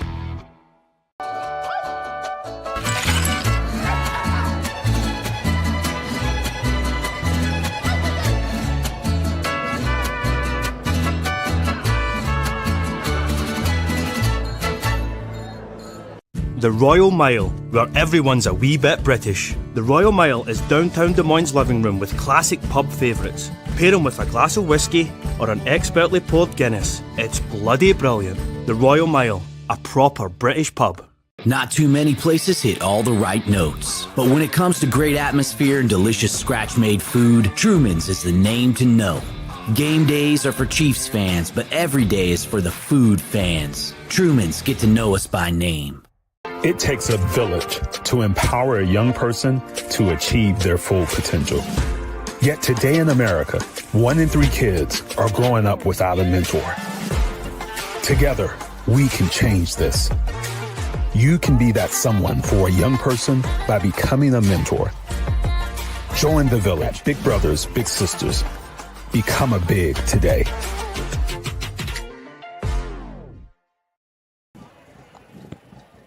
Welcome back once again to Valley Stadium here on Kickout Hunger Night. I'm Juan Mendez alongside Justin Vorster. Justin, very quickly, let's talk about it. What has gone right for Des Moines? What has gone wrong and right and everything for St. Charles? Talk to me about it. I need 45 minutes for this, to be honest with you, Juan, but I'll try and be very, very quick. Attacking, both teams, great. They're creative in the final third. They've been absolutely brilliant with some of the skill sets and the goals scored. It's not about that. It's about off the ball, your movements off the ball, your recovery runs. For example, Yamaguchi on the first goal, when that ball was played between his legs, he just turned and stood there and watched. Okay, can I blame Sewell for the clearance or whatever happened? But where it breaks down, recover inside. I don't care what you do. Put a tackle in. Okay, it looks like the starting lineups come out. Right, it's going to be the same as the first half, the same back three unless there's personnel change. Tyler Moss on the right-hand side at centre back has been absolutely brilliant. I've been happy with him. He's done his job. Okay. Another issue is in the midfield. Valor and Neditz need help because there's overloads. As soon as that ball's lost in possession, the wide players are split way out wide. They don't have time to recover in. So is that Yamazaki's role? Possibly. So Yamazaki, I would switch Yamazaki and Goldthorpe, see what happens, because Goldthorpe's going to offer the recoveries, the strengths. He's going to put in tackles in the midfield off the ball. And I'll talk a little bit about St. Charles. I have to agree with what you mentioned there. There's been a lot of things lacking in the cleanliness, the polished play in the back line by Menace.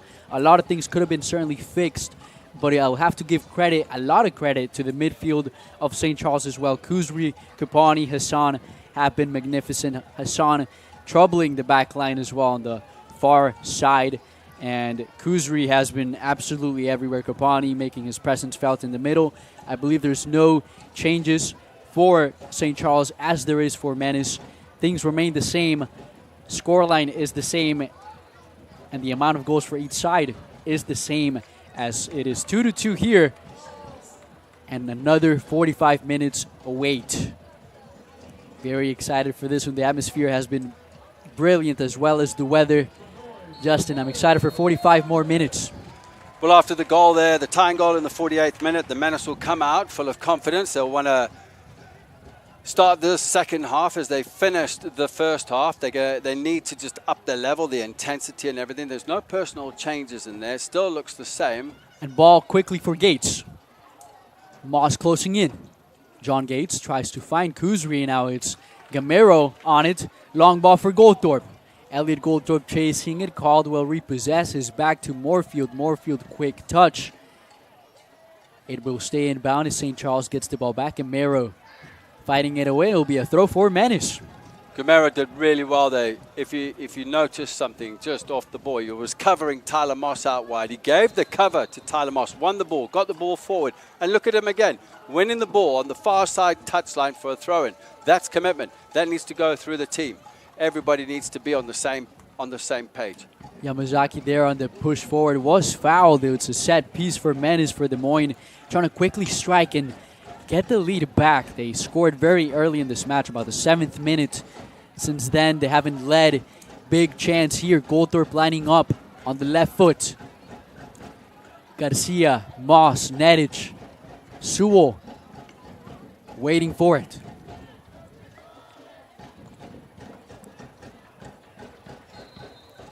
Goldthorpe whips the ball inside. Header by Sewell. It goes wide, but Sewell with a chance. There's Des Moines. Good ball in again from Goldthorpe. Garcia went to ground. He looked up looking at the referee. I didn't see that piece. I was looking at movements further up. But again, there was a good chance in. Bray from Moorfield as well went out for a goal kick. So as you can see here, positionally, It's still in a 3. The Menace is still in a 3-5-2.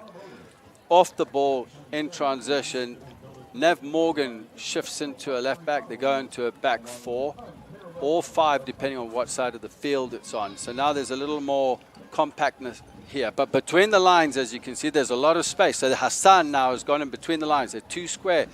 Nedic and Valor. One of them needs to drop and close the space. So maybe it's Nedic because Valor's gone in to pick up. Nedic drops a little bit deeper, and he's about 8 yards in front of the 2 center backs, or the 3 center halves, as we would say. And there's Gamero moving on forward. Garcia making a run for him. Fernando Garcia stops the ball. Which side? Garcia with a shot!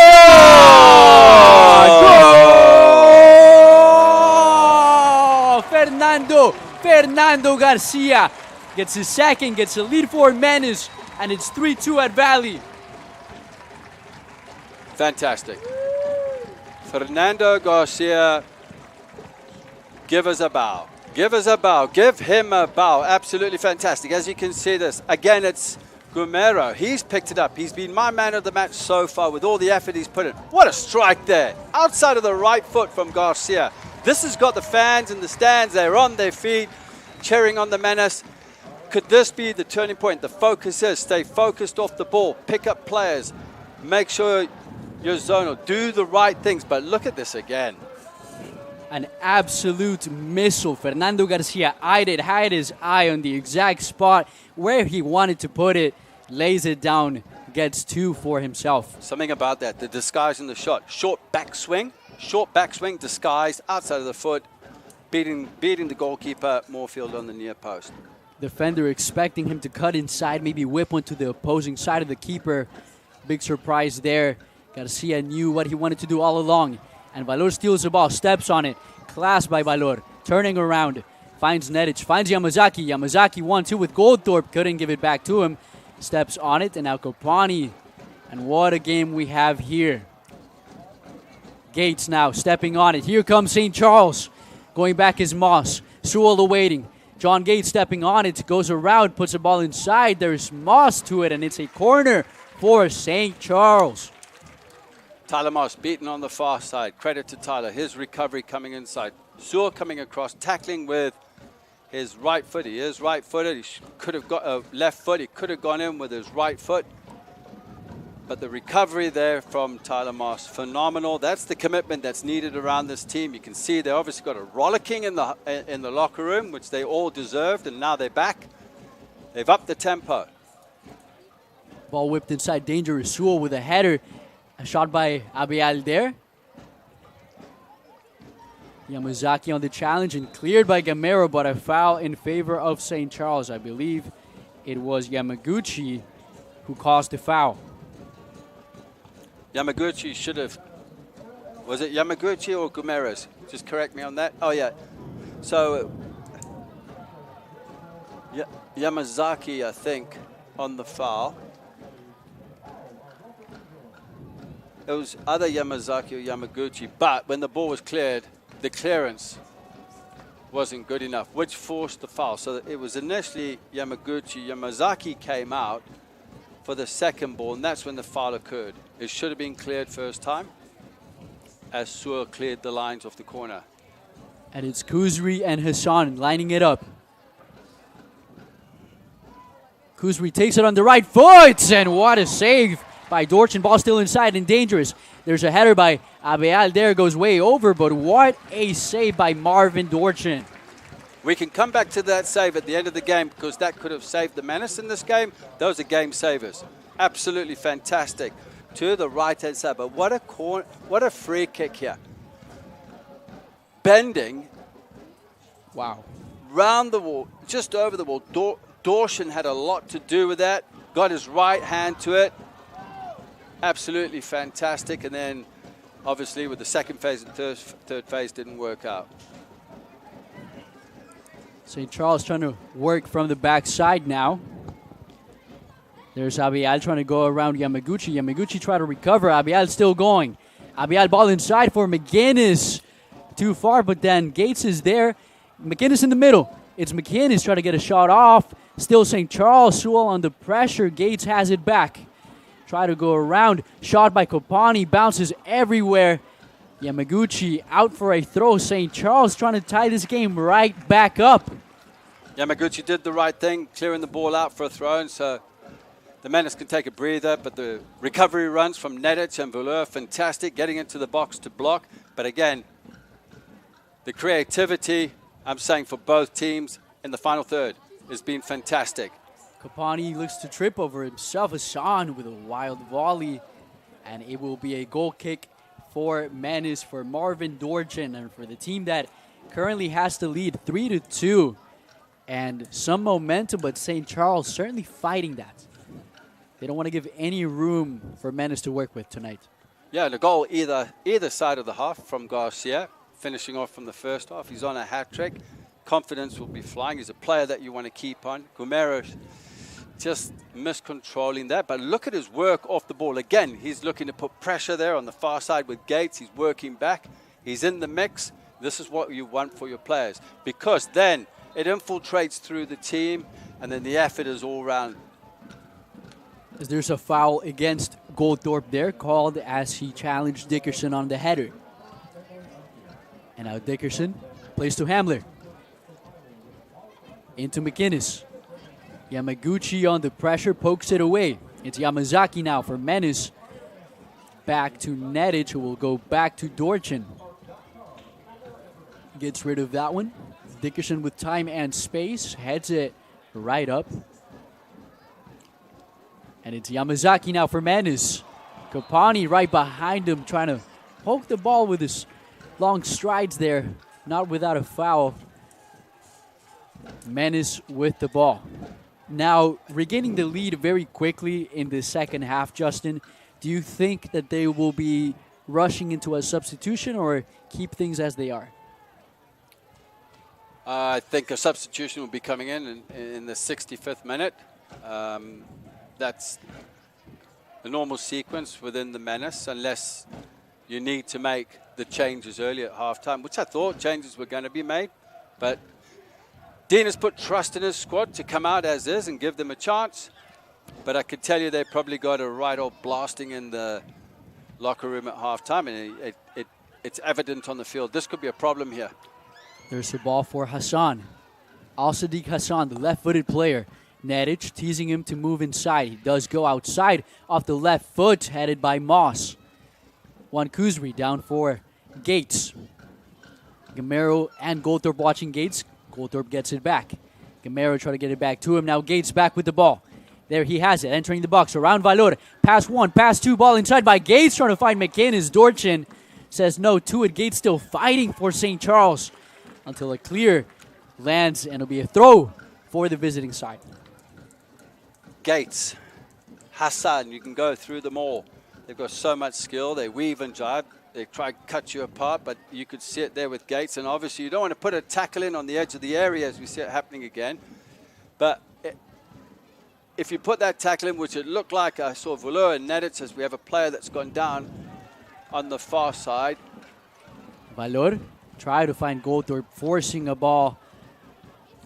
Two players down for the Menace. One's limping. It's Tyler Moss. And on the far side, I believe it's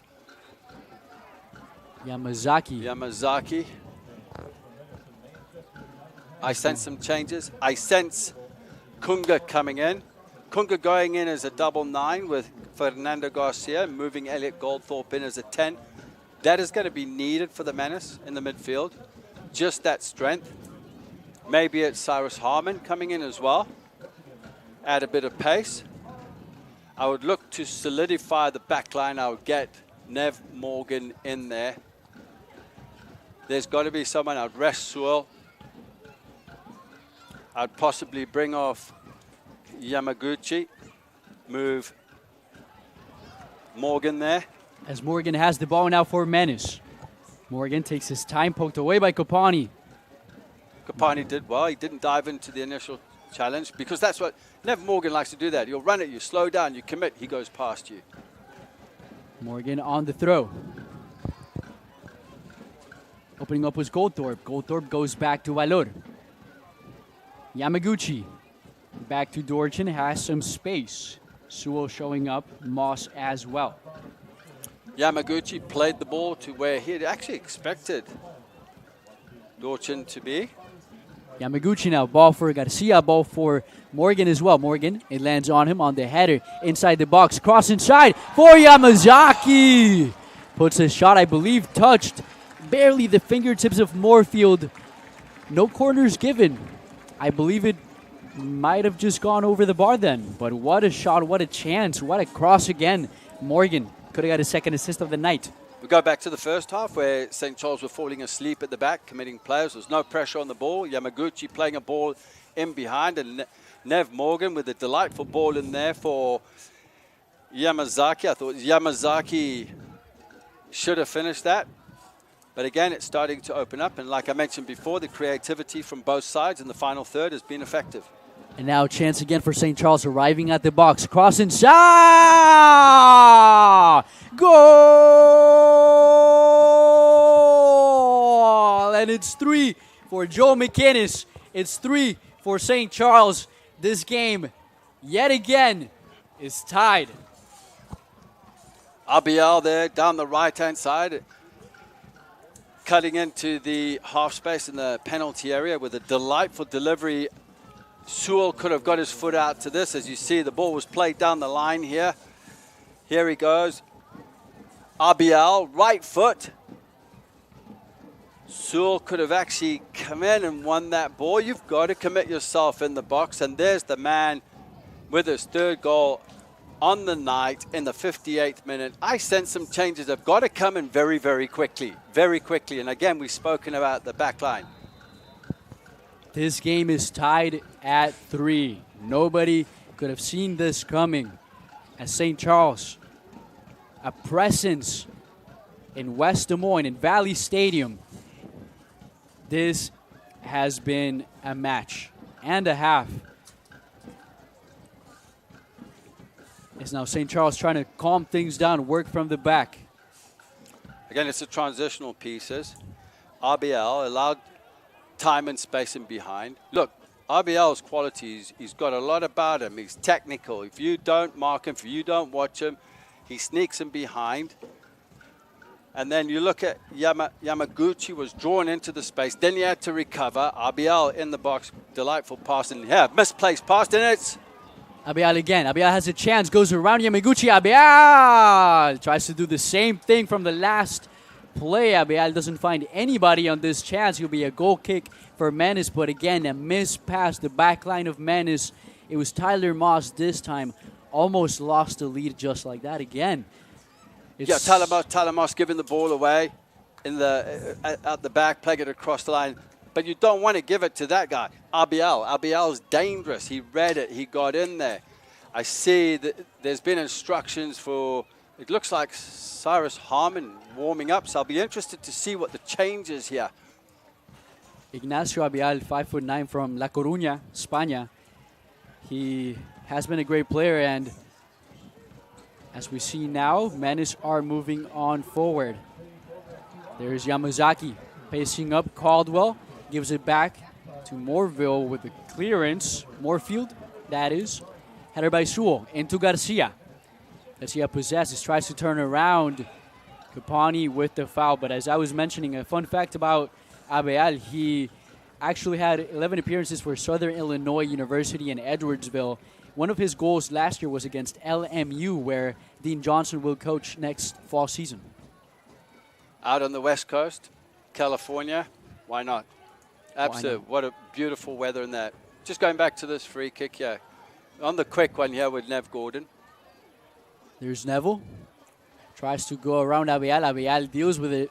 Morgan a little bit stronger on the chance now. Valor trying to go back.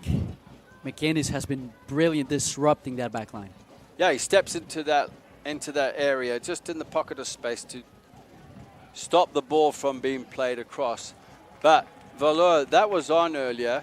Tyler Moss dropped 10 yards where he could have run into the space. The ball could be played on the diagonal and he was in. So just some of the movements and decision making have been off. As I see, it looks like Lagos Kunga and Cyrus Harmon, I believe. My eyesight's not as good as yours, and you've got the glasses on, and I need glasses. That's right. As Gothorpe whips one inside, trying to get that lead back. Caldwell with the header. Camaro lines up with a volley. Try to put one up, and could have been a chance there for Menace on the shot, but that is right. 2 offensive substitutions. Actually, it might be Peter Pearson alongside Cyrus Harmon coming in. Peter Pearson. Interesting. I'm interested to see where Cyrus Harmon's going. It's going to be more of an attacking formation change to go for the 3 points. I believe someone at the back's coming out. I can see that happening. It has to happen. Has to happen. Changes need to be made there. It needs to be secured. We can't help it that players are suspended, but St. Charles are taking advantage of this, as you can see the changes coming in. As the referee on the far side lining them up, it is Peter Pearson, 5'7" from Virginia Beach.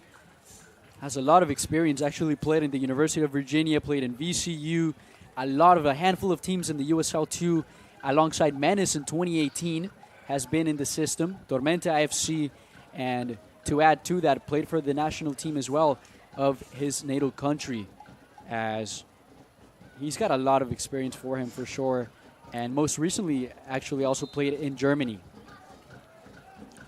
Cyrus Harmon has gone into the midfield as a 10, I believe, looking at this. He's more an out-and-out striker.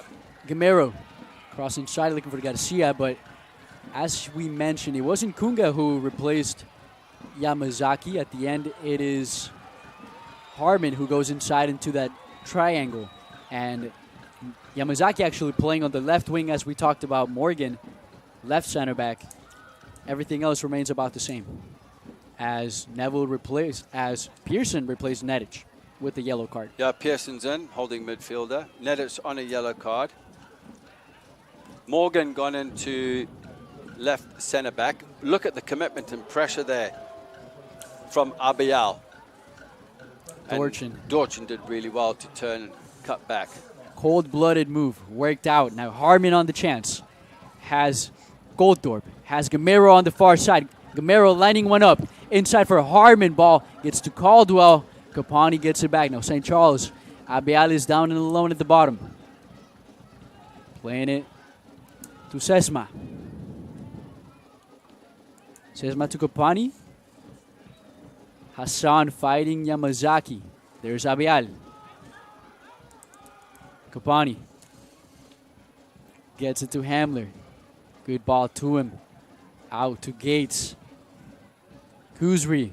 Juan Kuzri now for St. Charles. Ball played inside. Rotating. Might have been a late challenge. No foul called. Cleared by Menace. Caldwell sloppy to deal with it. Now Garcia and Goldthorpe around. Harmon on the far side. Elliot Goldthorpe pushes one forward to Garcia. Rebounds back to Goldthorpe. Keeps it in. Try to go around Caldwell, who tries to keep it inside. It will go out. It will be a corner for Menace. And Goldthorpe doesn't have to walk far for that.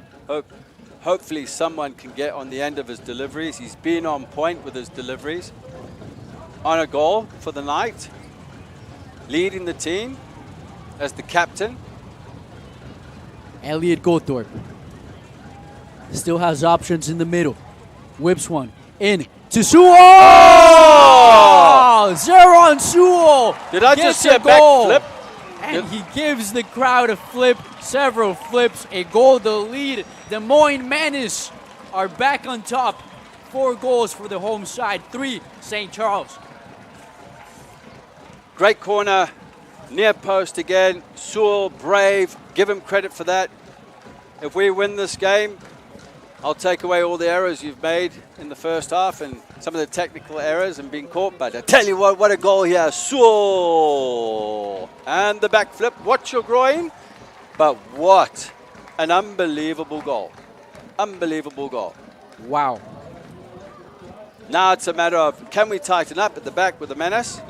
St. Charles will still come at the Menace. They need to be really careful in transition because you've got RBL that can go, you've got Gates that can go, and you've got that smart man with a hat-trick already as Joe McCannis. I still see more goals in this. I do as well. 67th minute, and this game has delivered absolutely everything. There is headers, brilliant goals, some fabulous crosses. Exceptional work from both midfields. As now St. Charles working from its midfield on forward to Hamler.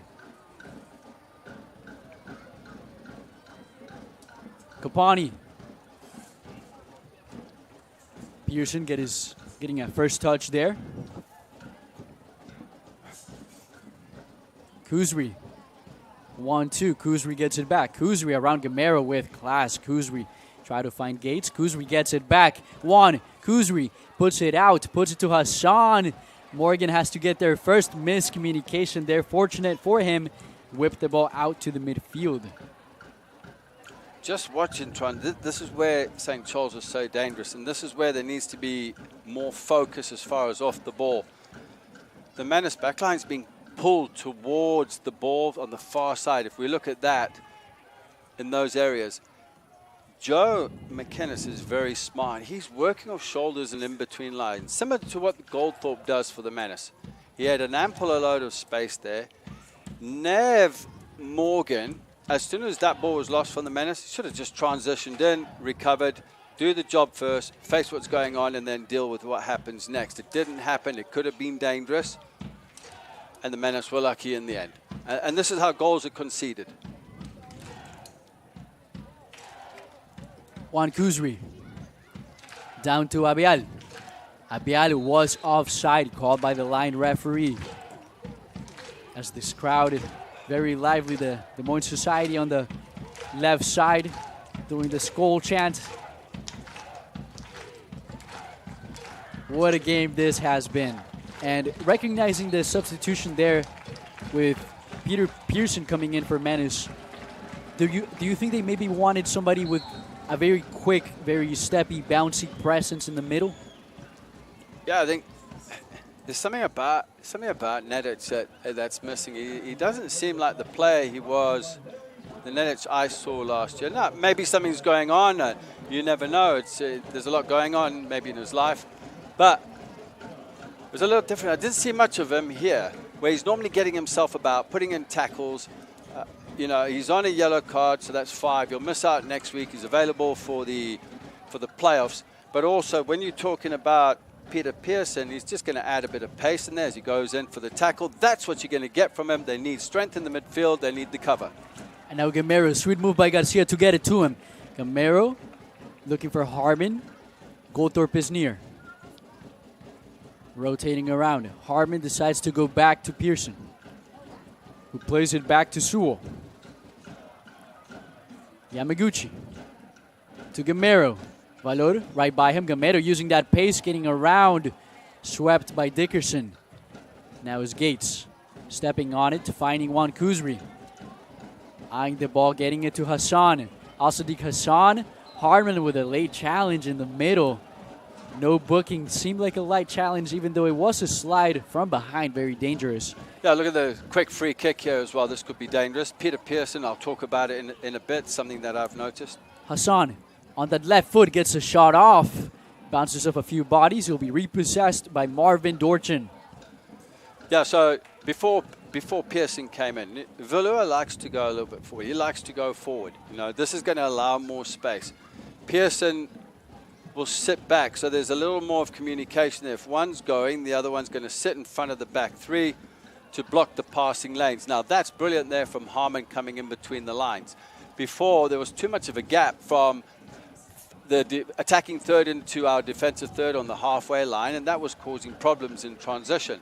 That was a good job there by Hamler beating Goldthorpe on the ball. He had a few options around. Decided to go the individual route, lost the ball in the process, but now it's Pearson in the middle alongside Valor. Slight touch. Valor now down to Sewell, down to Morgan. Menace need to just know now when to slow the game down and speed it up. This is a chance here. Harmon. With that guy, Harmon's an absolutely brilliant player. He's got a lot of skill. There's Harmon. Yamazaki playing left wing back now. More a natural position for Yamazaki. Into Pearson. He saw Gamero up top. Yamaguchi sees him as well. Lays it down to him. Gamero can cross the ball. Has a few options inside. Has Garcia who heads it down. Couldn't connect with it clean. It'll be a goal kick for St. Charles. Now with the change, which is helping a lot. Okay, it's now going the Menace way, where you've got Yamaguchi moving into the right centre-back, Sewell still at centre-back, and then Morgan into the left side of centre-back. Okay, that's a great option. Pearson into the midfield. He's already put a stamp on the game with a few tackles. That's what they needed. Get in the opposition's face. Valor, ball for Goldthorpe. He is onside. Elliot Goldthorpe on Hamler on the left foot. Tries to curl one in a dangerous zone. He's not happy there. Ball goes out of bounds and back to St. Charles. And then put Yamazaki into a more natural position that he's used to, as we see more changes coming with Lagos Kunga and Michel Secades as well. We talked about them both. I'm excited, very happy to see Michel back on the pitch. Veteran piece that Menace have. As Valor will exchange with them. Them two playing together in D2 soccer, winning championships. That partnership there. Playing for Franklin Pierce University, them both. And now entering for Valor, who was man of the match in the defeat against Chicago City. Michel Secada is taking over as we see Lagos Kunga coming in. For Garcia's gone out, so good change. Garcia in the night, 2 goals, either side of the half. He's going to be happy with that. But another great player coming in with Lagos Kunga. Trying to refresh that offense as well as bring somebody new in the midfield. But St. Charles wants to tie this game right back up. They came here to win. They need a win if they want an attempt at playoffs. Des Moines just need a point to certainly classify in the playoffs. But here they go trying to win this match at home. Hamler. Kunga on the press. John Gates into McInnes. Clean ball to Hamler. Hamler back to McInnes. Moving on forward is Dorchin gets that ball into safety. 74th minute. Dorchin. Morgan has Yamazaki. Back to Dorchin. What do you expect from Menace these last 15 minutes? Slow the game down when you need to. Draw the pressure in. Create the spacing between the lines. Look at it now. They look more comfortable. They don't need to go forward right now. Wait for the pressure to come in. Draw them in. Pull players out. And then look to go. St. Charles are waiting for the moment to press, as you can see here with Yamaguchi. Nev, experienced, who's moved into the left centre-back role, which I'm happy with. Obviously, Corey Cupid, we miss him with that groin injury from last week. It puts him out for the rest of the season. He's been a great credit to this organization. Yamazaki there fighting for the ball. Hassan being pulled down by Pearson. Not the sight you want to see as the ball was hit into the stands. It'll be a set piece for St. Charles. And we have noticed with set pieces, corners and free kicks that St. Charles are being creative. As you can see, Abial has just peeled out into the wide area. He's looking for that ball quickly. Something about him, he just wants the ball all the time. He's creative, he's confident in the way he plays. And they might have something special off the training field. Juan Kuzri and Hassan. Hassan slowly stepping away, trying to sneak forward. He might get that ball. He might get the ball. Watch. He has a lot of space. He is on the line. Ball floated by Juan Kuzri. Dorchin saw it. Juan Kuzri, great, brilliant free kick, but great goalkeeping there from Dorchin. It's been a busy night for him, that's for sure. Kopani, very ambitious on that shot. Dorchin happy to see that one go away. Get some time to breathe, relax a little bit. Slow the game down. You know, Juan, slow the game down a bit. Pace things down. Let everyone recover. This match has been pedal to the metal by both sides. You know, the 3 points guaranteeing a playoff spot. 3 up top for Menace. Dickerson won it. Pearson trying to step in forward. Secades recovering. Kopani now. At least in the midfield, the Menace are working hard. They grinding in there. Secades, Pearson. Abial into Juan Kuzri. Right idea, not the execution. Right idea, way to pass. Abial, I think his first mistake of the night that I've seen. Maybe I need glasses. We spoke about that earlier. Also, I hope Chris Hamburger is watching this match tonight. He's a big fan nowadays. He was part of the national championship team that won in 2006. I just wanted to give Chris a massive shout out. He said he's going to go to the playoffs if the Menace progress, which they should. And I said I'll be joining him if I'm not working any broadcasts. I will be there in the playoffs. So Chris, big shout out to you and your family, mate. Thinking of you. And we'll see you at playoffs. Kunga ball to Yamazaki. Yamazaki into Goldthorpe. Goldthorpe cuts inside with the left foot. Just enough of a disruption in the back line by Juan Kuzri. That could have been 5 for Des Moines. That all it takes is just a block from Juan Kuzri. Did really well there. I'm impressed here with Nev. Nev, brilliant. Brilliant. Just usher the ball out, slow it down, waste some time. When you're watching this game, there's a little details that fans, the fans that watch the games, they don't really see. You've got to give Nev credit for that. But look at the space here now for, this could be a chance for Goldthorpe. Goldthorpe 1-2, tries to cut it forward. Kunga saw the 1-2, maybe didn't put enough on it back to Goldthorpe, as he also had the dangerous Gamero on his right. St. Charles still alive. Hammond came across to cover that. And you see Goldthorpe just try to nick it over him, and he just got that slight touch. Kuzri. Pearson pokes it away. Gamero back inside for Michel. Secales. Sigales just putting his foot on the ball. Great composure. Dorchin. Into Sewell. Who currently giving Menace the lead with that header. There was Secales to Morgan. Sesma away from Yamazaki. Throw for Menace. And it appears that there will be 2 more substitutions. They will include, I believe, Curtis De Leon for Elliot Goldthorpe. We've seen that in several matches. Goldthorpe coming out, Curtis De Leon coming in. There's the number 22 for Menace. And also coming in will be a new featured player, Philip Yauch. Number 24, the center midfielder. So Yauch will come, and it looks like it's Yamaguchi that's gone off. I believe he's much better on the left-hand side. Yamazaki exiting. Yamazaki's gone off, sorry. Yamazaki's gone off. Where he's more comfortable on in the wide areas. He looked a little bit comfortable as a 10. Danger is now. Lagos Kunga steals the ball. Cuts inside. Lagos has some options. Kind of surrounding himself around the ball. Is now Michel Secales. Steps on it. Brings some calm to the ball. It's Michel. Back to Kunga. Kunga on his left foot. De Leon opening up. Kunga still on it. And just loses the ball there.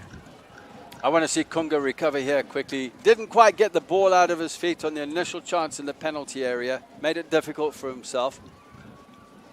So now, Secales pushes up to the cam position. On the left is De Leon. In the middle is Yauch and Pearson.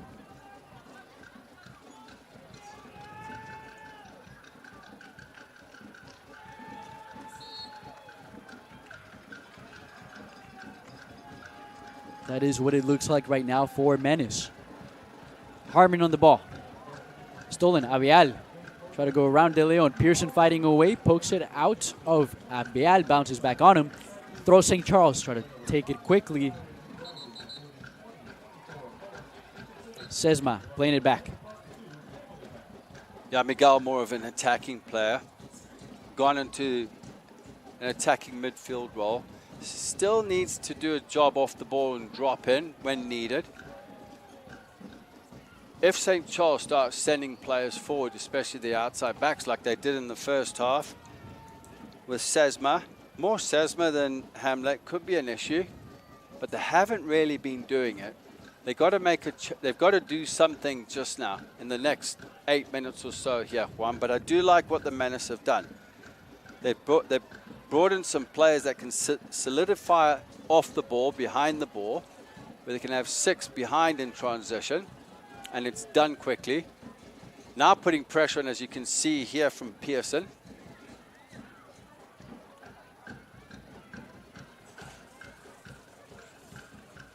St. Charles working from the backside.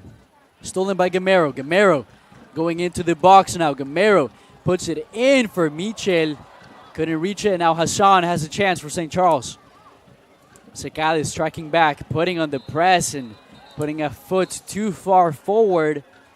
Apologizing for it, but will earn himself a booking. That's what was missing in the first half, is just the challenges like that, slowing the game down, pressure on the ball right away. Whereas St. Charles were allowed the time and space on the ball when the Menace were disorganized. They look a lot more organized now. They look like they can see this game out. I'd be a little more worried about the creative players for St. Charles attacking. But it looks like they've got the right players in the right places as far as personnel goes to solidify this game in the last 7 minutes coming up. Youch ball for Kunga. Moorfield gets it back. And now Caldwell working from the back line is St. Charles. 83rd minute. Kopani played it back and now forward looking for Gates. Yamaguchi. Gamero back to Yamaguchi. Cleared and again testing Dickerson and the back line. Hamler. Gamero peeking in. Sakadis steals it. Sakadis in for Hartman. Oh!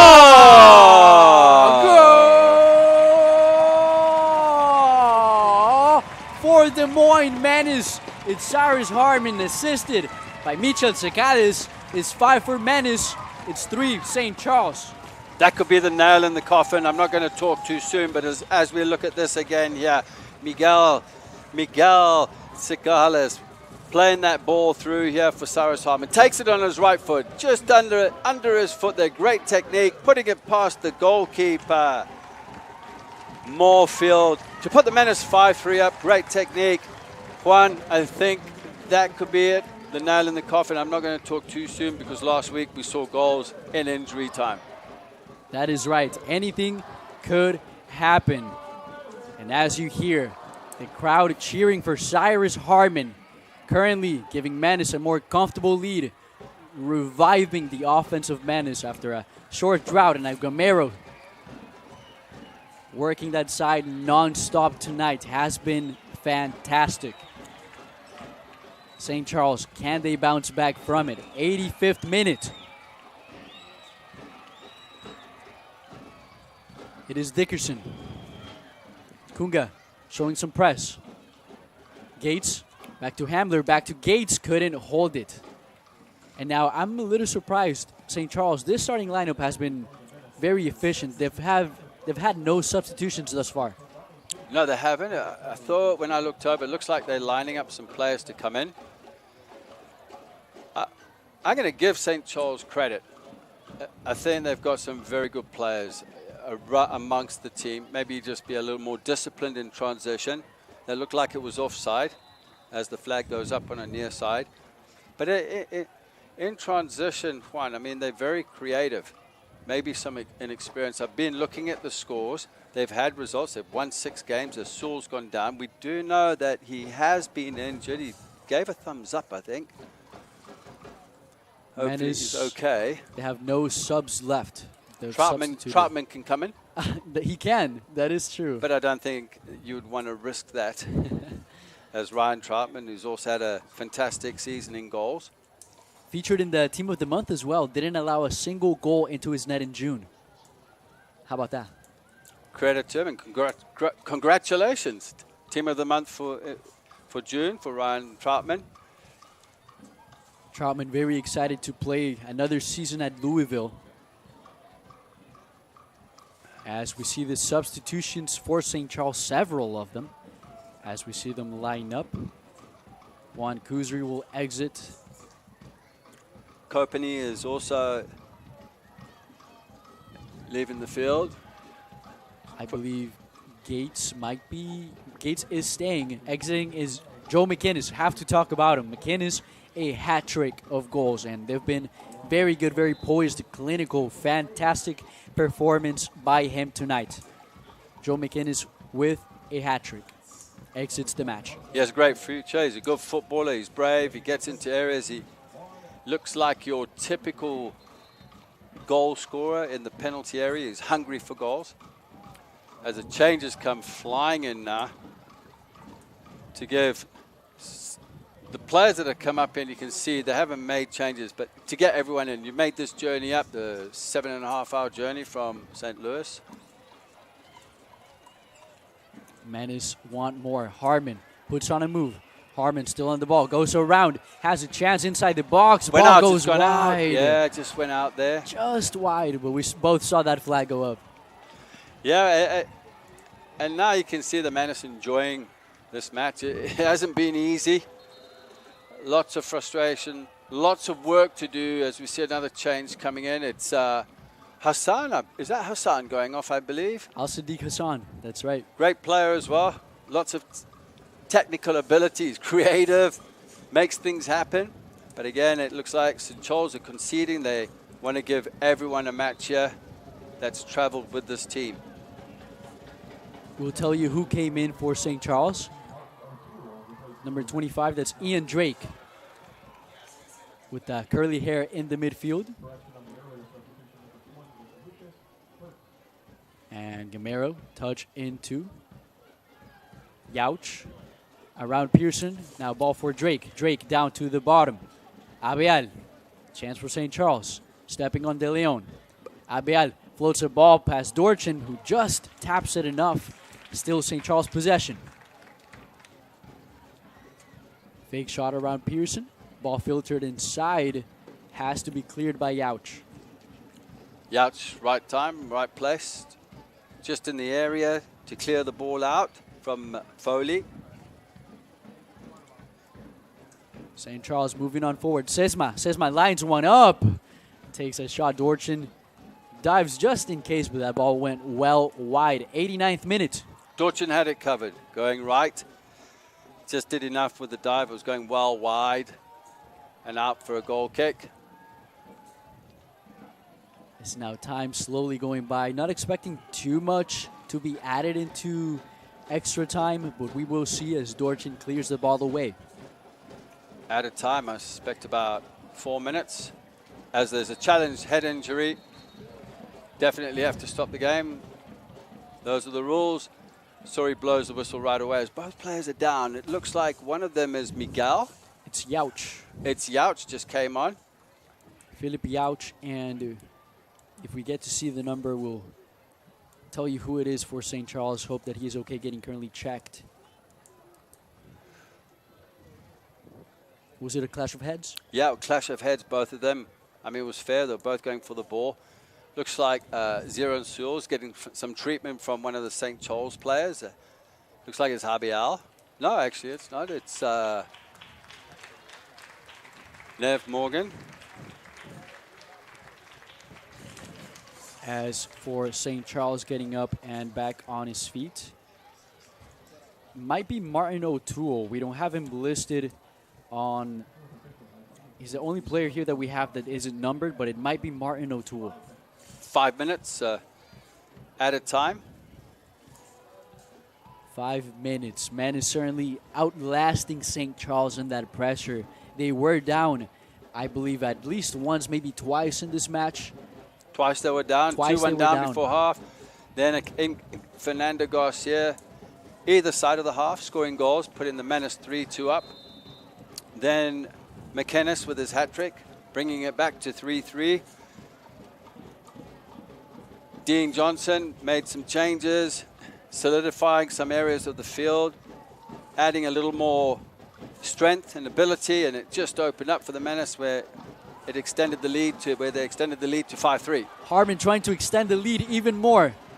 Cutting inside Caldwell. Harmon has some options. Cyrus Harmon plays it out to Sakadis. Fakes the shot and has Gamero on the right side. Gamero puts another cross in for Kunga. Headed away. Brought back down by Yauch. High foot and a foul against Ian Drake. St. Charles now on the move.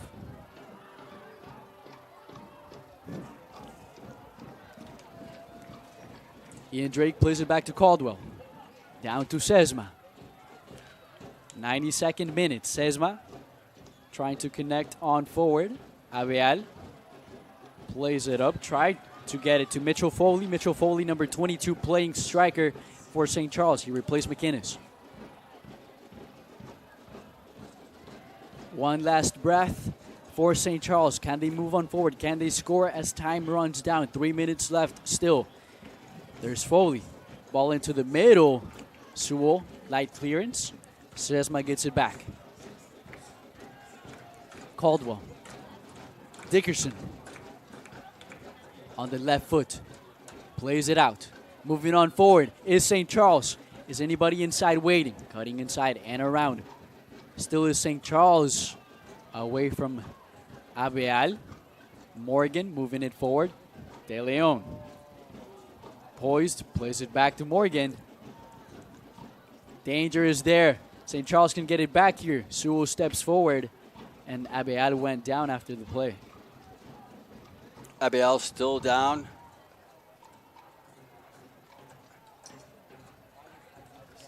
Still hasn't got up as time is ticking off the clock, and they see Kunga breaking forward. Abeal still down on the bottom right of the pitch. This might be the moment just to kick the ball out. St. Charles in possession, but take care of your teammate. He hasn't got up yet. He's down on the ground. Now we see a trainer running down. 2 minutes left. I hear some really great news about Juan Mendez. You're heading off to the Women's World Cup. You're leaving tomorrow. That's right, that's right. Sad news for me up here in the booth, but fantastic news for you. Thank you. You've fulfilled your dream. You're going to a World Cup. You're going to be working for AP. That's right, Associated Press. Associated Press. You're going to be a photographer. You're going to be pit side. You're going to be credentials all over the place. It's a dream come true. You've got to fulfill your dreams. You dreamt of it, and that's where you're going now. And I'm really happy for you. I'm pleased that you've got this opportunity. It could bring more to your future and your resume, Juan, and I've thoroughly enjoyed working with you. Thank you, Justin. Thank you. Menace tried to get another goal call for me to announce, but I really appreciate it. Certainly a dream come true to go to first to be here and be able to call these games like this. Games like this, a 5-3 victory for the home side. This beautiful crowd. Kunga trying to up the score even more, but certainly going to a World Cup has been a dream of mine for a while, no matter how it is, even as a fan, and I get to be a photographer for it. So, a fan, a photographer, you're working, a long journey to the land of the Kiwis and New Zealand, as would say. That's right. St. Charles.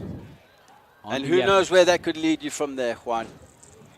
Who knows? It could open up doors for you.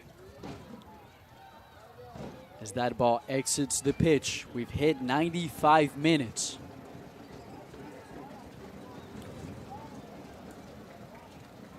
Time, clock ticking. Robert Sori still hasn't looked at his watch. De Leon on the throw. Secades, touch. Foley. This warrior here for St. Charles still going at it. Cutting inside. Trying to go around De Leon. Can't do so. Running out of time. Ian Drake losing the ball. Now Secades stepping on it, pushes it forward. Goes out of bounds. Still in play here. We're reaching the 96th minute. But now you notice the pressure that was put on Abeal when he got the ball. You had Pearson around him. You had Secades around him. You had Morgan around him. That was a lot better. That's what was needed earlier on in the game. And that is the final whistle here in Valley Stadium. Everybody rising off their seats. A victory, a fought-for victory, a 5-3 victory. A lot of action in the first, a lot of grief, despair, sad moments, excitement, and ultimately it is Des Moines at home at Valley that reigns supreme at 5-3. St. Charles have to give props, a fantastic performance. Joe McInnes included with a hat trick.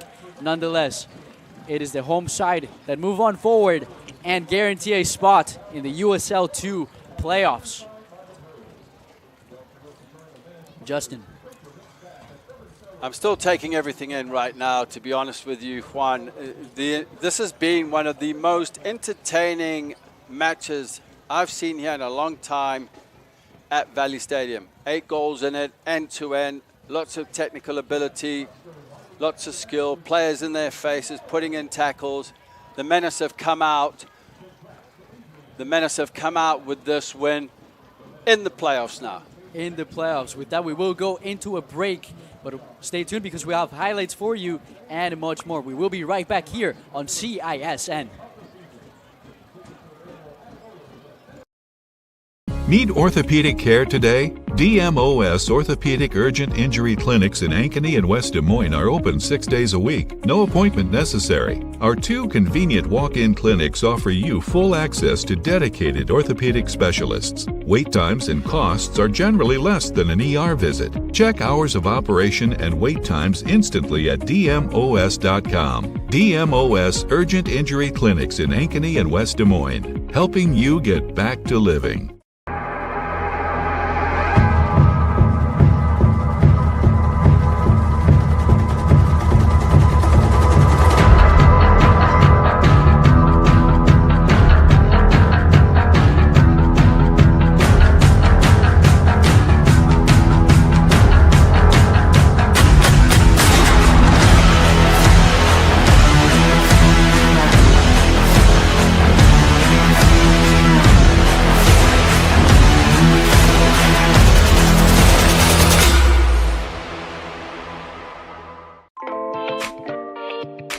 Hi, this is Chris from Fireplace Superstore.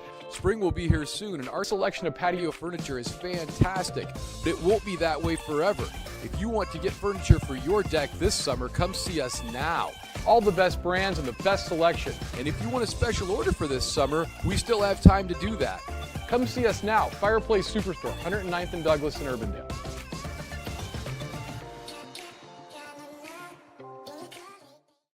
Now at DeYarman Ford Indianola, find great deals on new F-150s. The best-selling truck for 46 years straight. And we have over 50 in stock with a flex buy of 3.9% for 66 months. Plus $2,250 bonus cash on Power Boost. Plus up to $1,000 in accessory cash. Get 0% for 36 months on all new Ford Mustangs, Escapes, and Explorers. With over 50 F-150s in stock. Find our entire inventory at DeYarmanFord.com.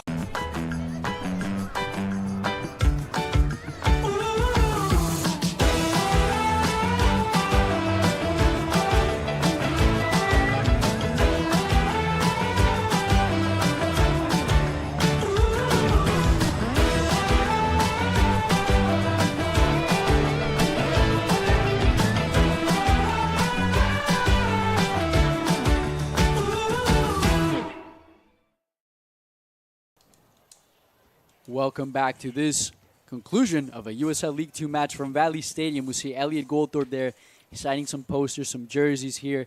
A 5-3 victory from Menace against St. Charles FC. I'm Juan Mendez on play-by-play alongside Justin Vorster. And you're joining us here in the conclusion of this match. What a match it has been. We'll have highlights for you in just a little bit, but quick thoughts as you see here.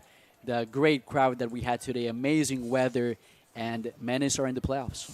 Menace are in the playoffs. As you can see there, it's Elliot Goldthorpe, the captain, taking over the captaincy of the Menace, leading them into the playoffs. Still one game left of the regular season versus Peoria here at home next week.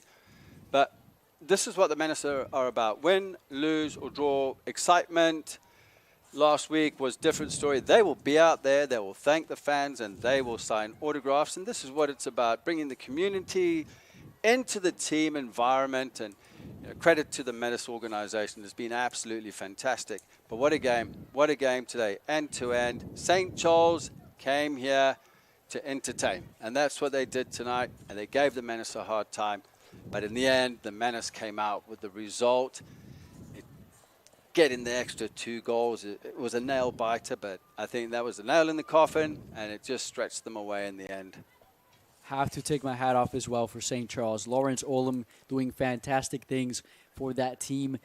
Talked to him a little bit just before the match, and great energy that he brings to this program, being a Hall of Famer in Missouri Baptist University as well, the greatest athlete in their school history, actually. Bringing the community together, got his own organization, a great team, and wishing them the best. With that, we do have the highlights for you. We will go into them really promptly, as a lot of highlights to go through. It's been a great match, Justin, I gotta say. And we will get those in a little bit to you, as I mentioned. A lot of highlights there, but Lawrence Olam played in the MLS as well at a lot of various positions, passed by Portland Timbers, Sporting Kansas City, and now in his coaching career, also played for the Kenyan national team. So how about that, bringing this team together and this display of football they did today. Well, that's a Kenyan connection, isn't it, with Kopany?